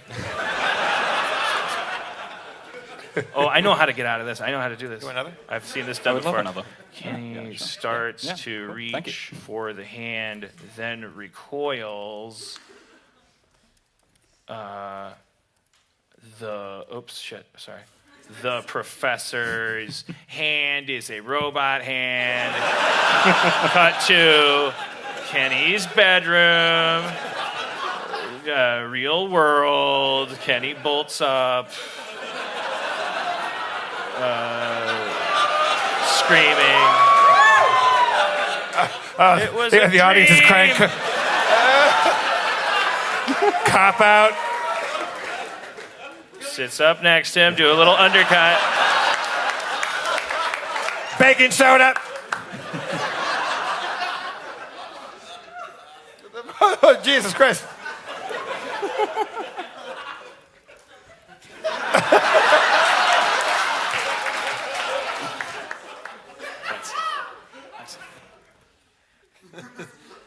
This is getting kind of slashy.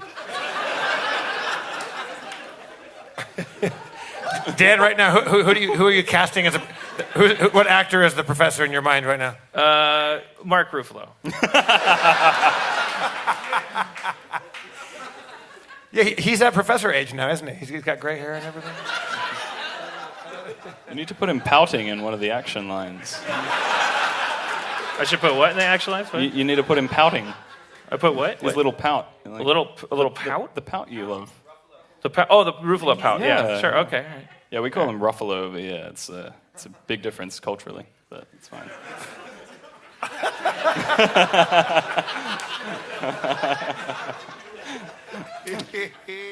Did you guys see Mark? Do you follow him on Instagram? He was so excited about something that happened with the thing that I should know about because I'm a good person with the gas line thing or whatever. He was like, yes, thank you so much, thank you to the Army Corps of Engineers, thank you everybody, thank you so much, thank you. I just wanted to kiss him the whole time. He was so happy. I was just like, what do you have to do to make Mark Ruffalo happy? Like, because I want to do it all the time. Just want to bring him breakfast and see him get happy and. Right. So you're a comedy guy? You can write comedies or dramas? What do you got? I'll try. Yeah, comedy. Yeah. Yeah. Yeah. Yeah.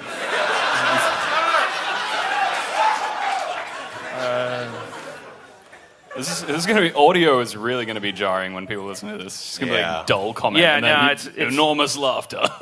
Yeah, I almost think we'll just have to edit out almost your whole. Yeah, that's fine. I don't know what to do. Otherwise, this was an experiment. I thought, like, let's have Jeff talk to somebody and then I'll write a script about them. But it's like, yeah, it's a visual thing. keep the part where they boo me. We're having just a regular conversation and then giant laughs are happening because you're making Mark Ruffalo fuck Adam Scott over behind our shoulders. Let's do this. Like, we'll wrap this. That's as good an ending as any. Fade out. Credits. Okay, but. Is there anything, you're an aspiring writer, Kenny, like, is there anything you can think of, not to put you on the spot, is there anything I could, like, show you or help, like, something that, or, like, I don't know, some people, not how do I get a job, anything other than, like, creatively, what can I impart to you? What do you always wonder about? Dan, where do you get it? How does it happen? How do you keep your hair so soft and manageable? I don't know if you want a real answer, I guess. Like, coming up with a concept for a comedy TV show to be running over like multiple seasons, it always feels so like coming up with a concept that doesn't feel so trite and hacky. Community is something so like open to the idea of like people coming together and having like real human experiences masked by all this like farcical shit going on in front of it. Well, that's the only thing you get. There's no such thing as a good idea or a bad idea. It doesn't matter. Like the point of TV is not to be original. The point of TV is to placate, is to give people comfort. It's like tater tots. You don't want to like reinvent the tater tot. Do you guys have tater tots? We call them potato gems, but that's fine. Okay, I'm accidentally saying something horribly racist when I say tater tot. Yes, we have tater tots. My mother's one. They're called Argentinians. But you know, it's like Community is like it's a hack idea. I remember people make fun of it because all people knew was the log line of the idea. I remember all the press was like, oh, there's a new NBC show. Joel McHale plays a guy that goes back to college because he lost his thing, and everybody was like, what, did Seinfeld write this in his show? Like, it's like a bad idea. It's like, yeah, it's dumb. Like it's silly. But so is people in a spaceship going out to boldly go where no one's gone before. That's a terrible idea. So what do you mean you're going to boldly go? What are you talking about? Just going? How do you know when you're finished? But the idea the idea is to get people, well, I mean, this isn't the only job TV has, but the idea is to get people in. 9/11. Oh, it's 9/11. Yeah, it's 9/11. Good job, guys. Bless you, sir. The town crier. It's 9/11. And all's well. It's 9/11 and I like that hat, mate. I dislike them towers coming down, mate. He said dislike. He dislikes it. I just liked it. Oh, no, not just like. No. Who would like It's the that? only thing he likes. I just like those. After 9/11, life was like null and void for him. It was all downhill from there. But you know, like it's you just you know how when it's raining, like people are in a weirder. Happens occasionally, yeah. Yeah, it's like if it starts to really come down, like everybody who's anywhere, they all have to get out of the rain. So then it's like, then every once in a while, like it's raining and you're stuck with a bunch of people like that you don't know, and you're like, it's raining. But it's like a person you'd never talk to, but it's like, and they're like, Jesus Christ, yeah, it fucking rained. It started coming out of nowhere. It was crazy. It was dry and then it was wet. And it's like, this would never have happened. And it's like that person might look like a ranger, or they're from some different walk of life. They might be liberal with a big L, and you're liberal with a small L, meaning you're like both sides of the political spectrum. you're labor, and they're capital L liberal, and you're different ages, or you're different genders, and there's at least 50 known genders. The rain made something happen. The rain is the idea. That's just it. The rain could be, it's the future, and so everybody's in a starship, and they have to go do stuff. That's a contrivance. Rain is contrivance. God, it's like, that God happened. Like, you can have one coincidence in your story. This is for TV writing. You just go like, what's something stupid that made a bunch of people have to be together? Kind of forever. Like mostly forever, for 100 episodes or so.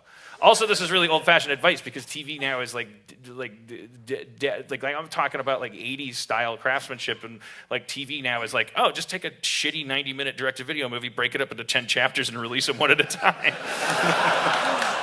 This TV series is called Cobra Man. Episode 1, Man. Episode 2, Man at a Cobra store.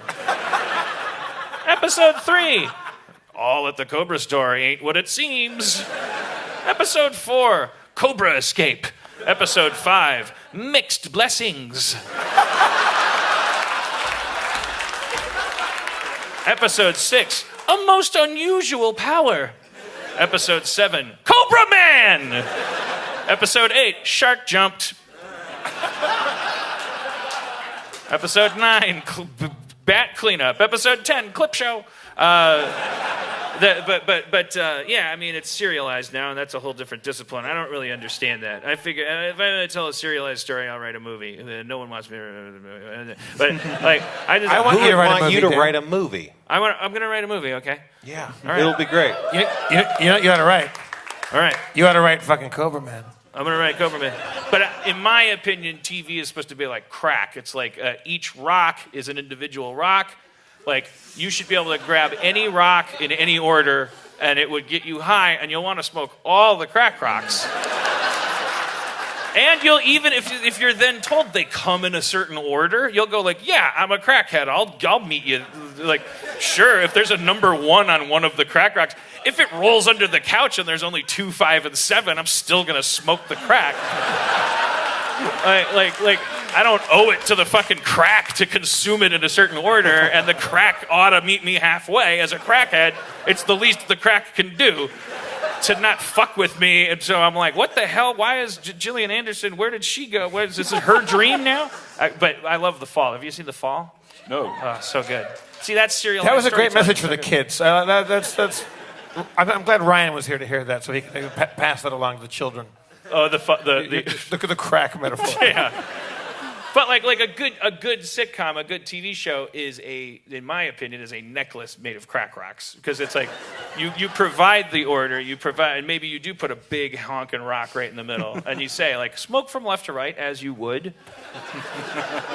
But there's a string connecting all of them. You can wear it. You can tell your friends about it at a party. They go, hey, what's that you got around your neck? It's a crack necklace. I love it.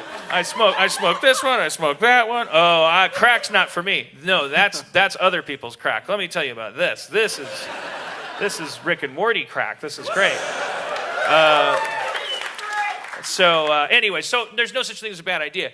The worst kind of idea that you could have is the thing where you start thinking like, oh, this sounds like TV. This will make a good TV show. You're going to do that by default because you love TV. You want to write good TV. You're going to always second guess yourself and be like you're going to always be filtering things through like, oh, and then it would be like a TV show if I did it like this.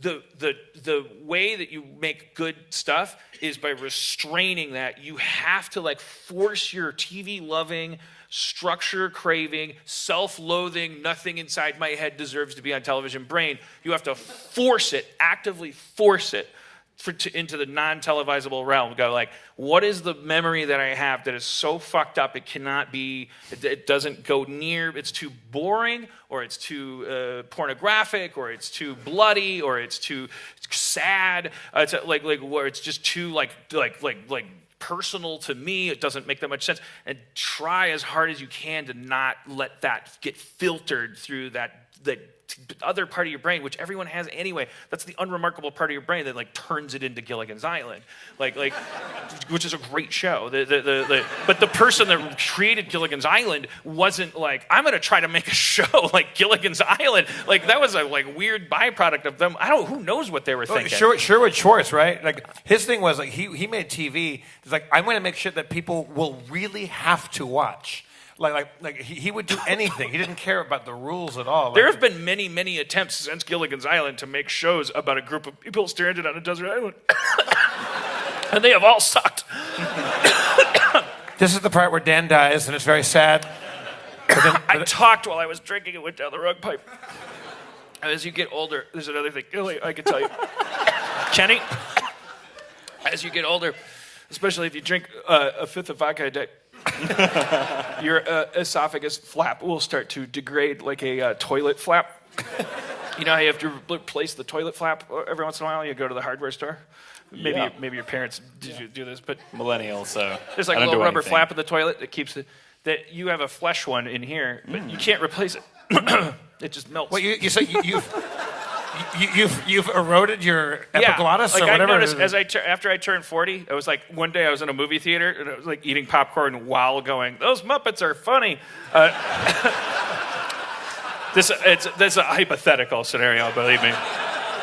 Dan hates the Muppets. But I inhaled, the Muppets hate the Muppets, man. Jim Henson loved the Muppets, and he's dead. The Muppets killed Jim Henson? No, I'm saying you can't keep doing... If you can't make phones after Steve Jobs dies and make them right, you can't make no Muppets. You're the Heimlich? What's going on over there? I got droplets of vodka, went down my breathing tube. Well, just like absorb them. You absorb them. He just drank more vodka. He's gonna wash it down. This guy doesn't fucking learn. Well, what's gonna work? Water? Hugs? Hugs. The Heimlich is just the Heimlich maneuver is just one big hug. Well, it's a series of very strong hugs. It's just, anyways. So then I inhaled popcorn, and you have to chew very carefully now.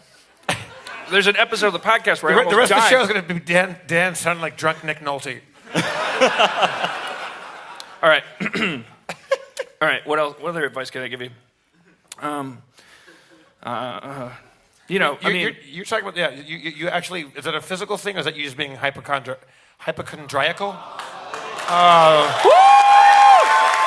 Steve Levy. Can we give it up for Steve Levy, everybody?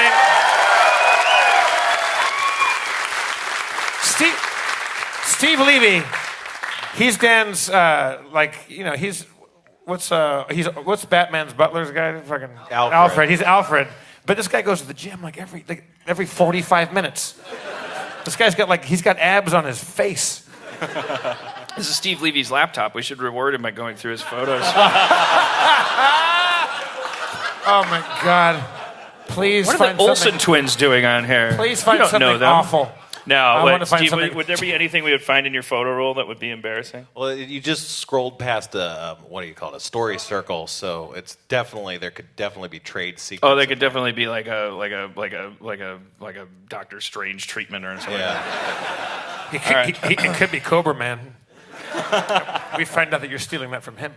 We were doing a show in the States, and I had the laptop out, and then I clicked on a thing, and there was a file name that a huge Doctor Strange fan recognized as a character from that universe. Went to that's how it leaked. That I did no work on Doctor Strange at all. Otherwise, I would have been credited. I didn't help them at all. I went in there and it was like, Doctor Strange is neat. All right. All right. Kenny, Give him your three rules. Your three nevers or your three alwayses for a writer. All right. You prove that you suck. Mm-hmm. Right? Done. Because you're worried about that. So if you sit and you try to prove that you're good, what will you write? You'll write nothing. If you try to prove that you'll suck, what will you write? You'll write everything. You'll write the first thing off the top of your head. Poopy doo. I wrote something. I wrote 1,000% more than the guy whose goal was to write something good. Just that. It's a dramatic rendition of Scooby Doo. It's set in post-war Czechoslovakia. It's about a dog who. Right from start to finish, Kenny. Yes. Right from start to finish, right in passes. So you go fade in interior, Poopy Doo's house. Poopy Doo is making tea. A wizard steals it. Poopy Doo chases him. Don't now start at the top and go, Poopy Doo is making chamomile tea. A wizard carefully steals it. Poopy Doo chases him on a razor scooter. These changes are not going to help you. You just made it better. That's what you think. But guess what happens? Then you cut to... You got a hit. Exterior streets of San Francisco. TV show? An elaborate chase. Poopy Doo hits the wizard with a car. He picks up his stolen tea and looks at the camera. Poopy Doo. That's a wrap. Tea style. And you fade out. So I finished my draft now. Now I can go back and change the tea and all this stuff. If I do that after I finish the first scene, then I go to the second scene, and it's like I realize, oh, Streets of San Francisco. Wait, this sucks. I should fade in on San Francisco. This whole scene's gonna get cut or changed so dramatically. All of my thought about what kind of tea it should be and how the wizard steals it all of that time is just gonna be wasted, basically. So it's like you even though it's totally counterintuitive because you're a perfectionist, you want to always, when you sit down to your document, your work in progress, you want to, and I always do it, do as I say, not as I do. I've never followed this fucking advice in my goddamn life. Don't start at the top of the document when you sit down. Erase the interior Poopy Doo's house and to the cut to. So just fade in, and then the first thing we see is exterior streets of San Francisco. Well, now we're on to how to receive notes. So you're gonna be collaborating. You're gonna be developing. Can it be Atlanta? We get so many tax breaks if we shoot in Atlanta. What are you saying? I'm saying if you start there, fade in, Street to San Francisco. There's an elaborate chase. Oh, yeah. Poopy Doo hits a wizard. Yeah. Exactly. Yeah, that's a fucking good, that's a cold open par excellence. Yes. And you might, and hey, you might be one of these people. You go like, it's cut to, title 3 weeks earlier. And then you fucking even get to use this scene. You just move it down to here. See if I can, there you go. Yeah. Fade in on a cut to. Fade in straight to, yeah. Title 3 weeks earlier. Oh shit, man! This fucking thing. This just became John Wick. This shit is hot now. This is like on the blacklist. Woo. Anyways, so yeah, okay. So prove that you suck. Write a shitty draft. Write it all the way through before you start second guessing it, because you'll make discoveries along the way. And I guess the third thing is like. Oh shit, what the fuck? Oh, I thought there was a... Don't do that. I thought there was like a huntsman behind me. Dan, don't move. Don't move. Don't look up. No, come on. I don't want to, it's not funny, is it? What is the third thing? Wait, that I whole mean, thing right, was the what you second know kind of works. Like, it's like, yeah, like, don't, like, you don't separate yourself from what is going on. If you're working in advertising and somebody's saying, I want you to write me the best Pepsi commercial in the world, like, and you happen to be going through a divorce or a custody battle with children, like, and that's all you can think about is like how much it hurts to like lose, be talking about something as if it's a commodity, even though it's your child, and you feel you hate yourself or you're vigilant against injustice. You got to put that into your Pepsi commercial, or you're a bad Pepsi commercial writer, and no one's going to buy Pepsi from your commercial. Like, you got to tell Pepsi, I can't write this commercial right now. It's all an autobiography. It's all meta. It's all personal. Write what you know. That's what that means. It doesn't mean, oh, you know what people are really interested in is your life as an oceanographer. They don't give a fuck, but they want to feel sincere writing. They want you to, like, they don't want, they could, if they wanted to read something by somebody who was trying to make a TV show, they could write their own shit and do it. They'd be like, fade in on some fucking asshole trying to write a script. They're counting on you to lower that compartment between Kenny the physicist and Kenny the writer, not for you to stop being a physicist and start being a writer. This shit is dumb. Like, illiterates can buy Final Draft and use the software. You need to be like, write a shitty draft and just be like, fade in on fucking what physics fucking bumming me out. I don't know. Maybe your voice will be different, but surprisingly, no. There's something when you get really honest with yourself. There's something about your life that where you've come from, like that it's just your map of the cosmos. You're not trying to like tell other people what to think or prove that you're interesting or cool or that you like them or that they should like you. Like, pretend your goal is some alien came down and put a laser gun to your head and said, you have to show me in the next day with a document like how you saw the world, period. Like, or I'm gonna blow your brains out with this alien gun. It's gonna hurt extra bad. It's not gonna be a painless death. Surprisingly common theme in my dreams. Yeah.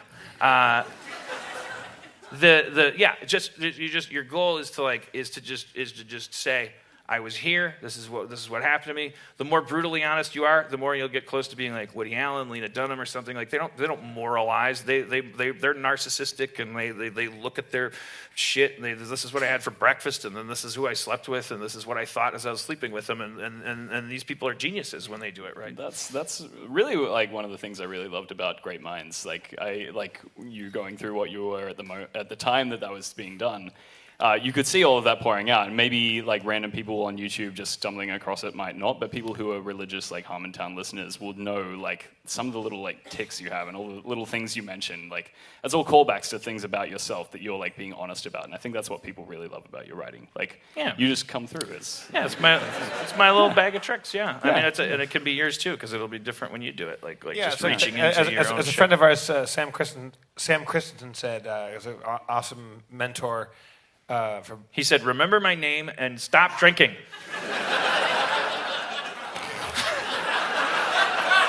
As our old friend Sam Christensen said, he said, listen, I want you to do two things.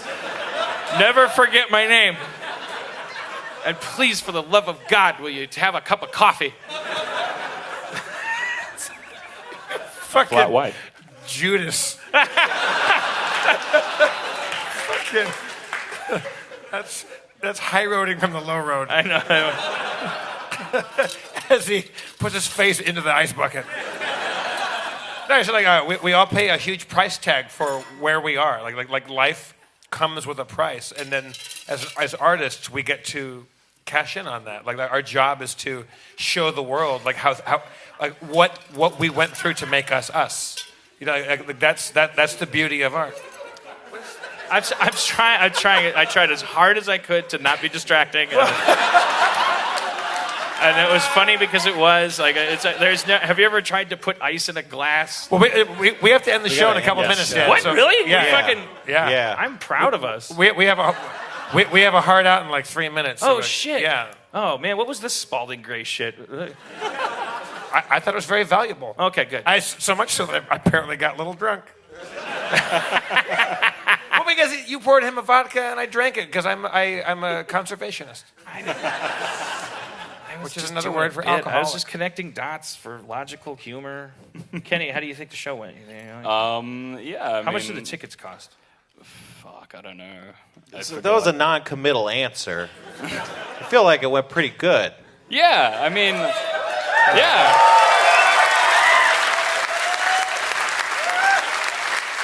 I think it went great until the part where I came up, and that's just my thing. Right, but you wanted myself. that to happen. Sure, yes. I brought that upon myself and all of you, so that's fine. I feel like this is like episode 5 or 6 of Cobra Man.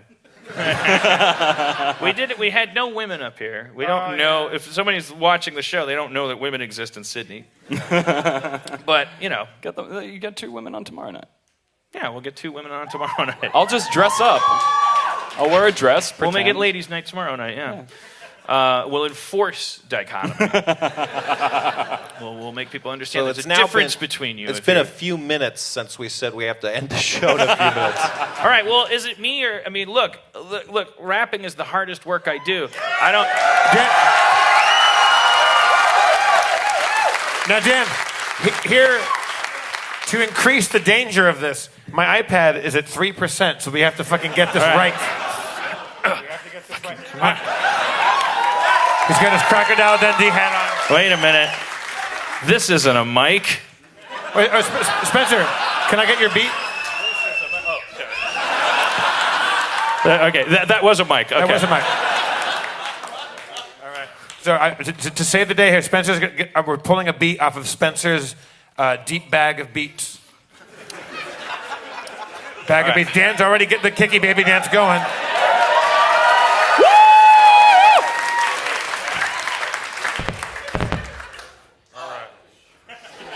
Oi. Energizer. Struth. True Blue. Fair Dinkum. But make it real, because we went to a dark place there. Prove what you just told Kenny right now. Okay,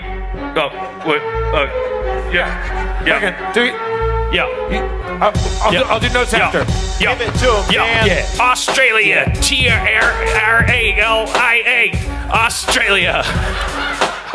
I'm here to tell you, it's an island that's filled with philalia. What? Fuck. All right. Starting over. All right.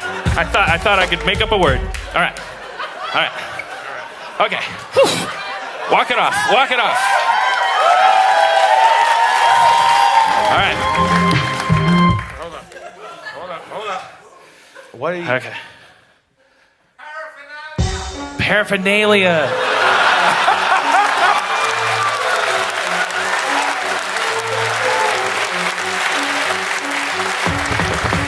Australia. Yeah. Genitalia. Come on. Okay, all right. Everybody's better than me. Yeah. Down under. Only rhymes with thunder. We've been over that. not trying to blunder through my rap. I'm done with that crap. I'm gonna flow from the soul and do it like that, like this, and like that over there. I fucked your mama so hard, I ruined her hair. She had to get it cut the next day. She did a thing with layers and the bangs were okay. Then she wore some rimmed glasses. All glasses have rims, sorry.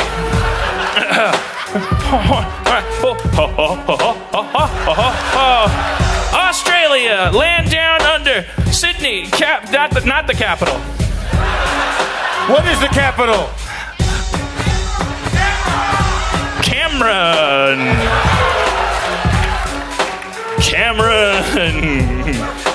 Cameron, the capital of Australia. Sydney, a land of 1,000 people. Don't worry about the steeple. Give me a second. Yeah, there's only 1,000 people in Sydney. It's the land of 1,000 people. Stop. Give me a second. All right. Work it out. Yeah. Go. Here's the planet, and here's 7 continents, and here's the little one down here that I must defend. It's a big ball of people. It's such a good place. Why would I use the word people again? All right, here we go. Yo. Country to country. Each country has the most, but there's only one country that's made entirely of coast.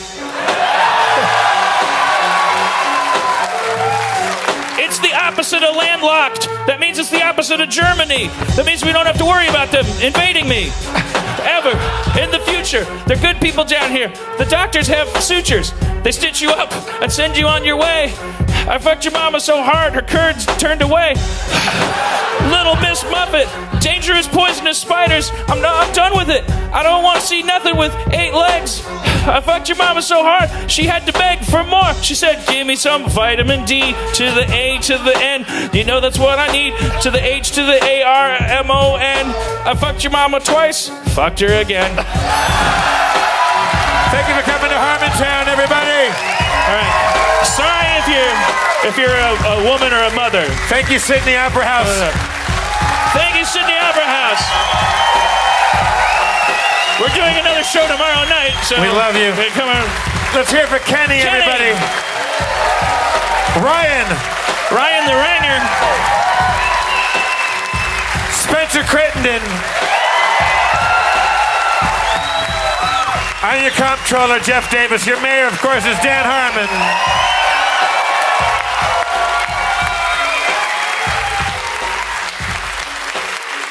Let's all go to a bar together and continue this, shall we? Drive fast, take chances, we love you.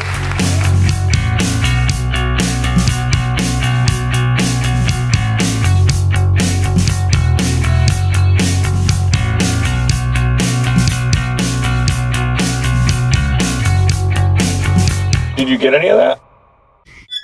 It's a good show. Feral Audio.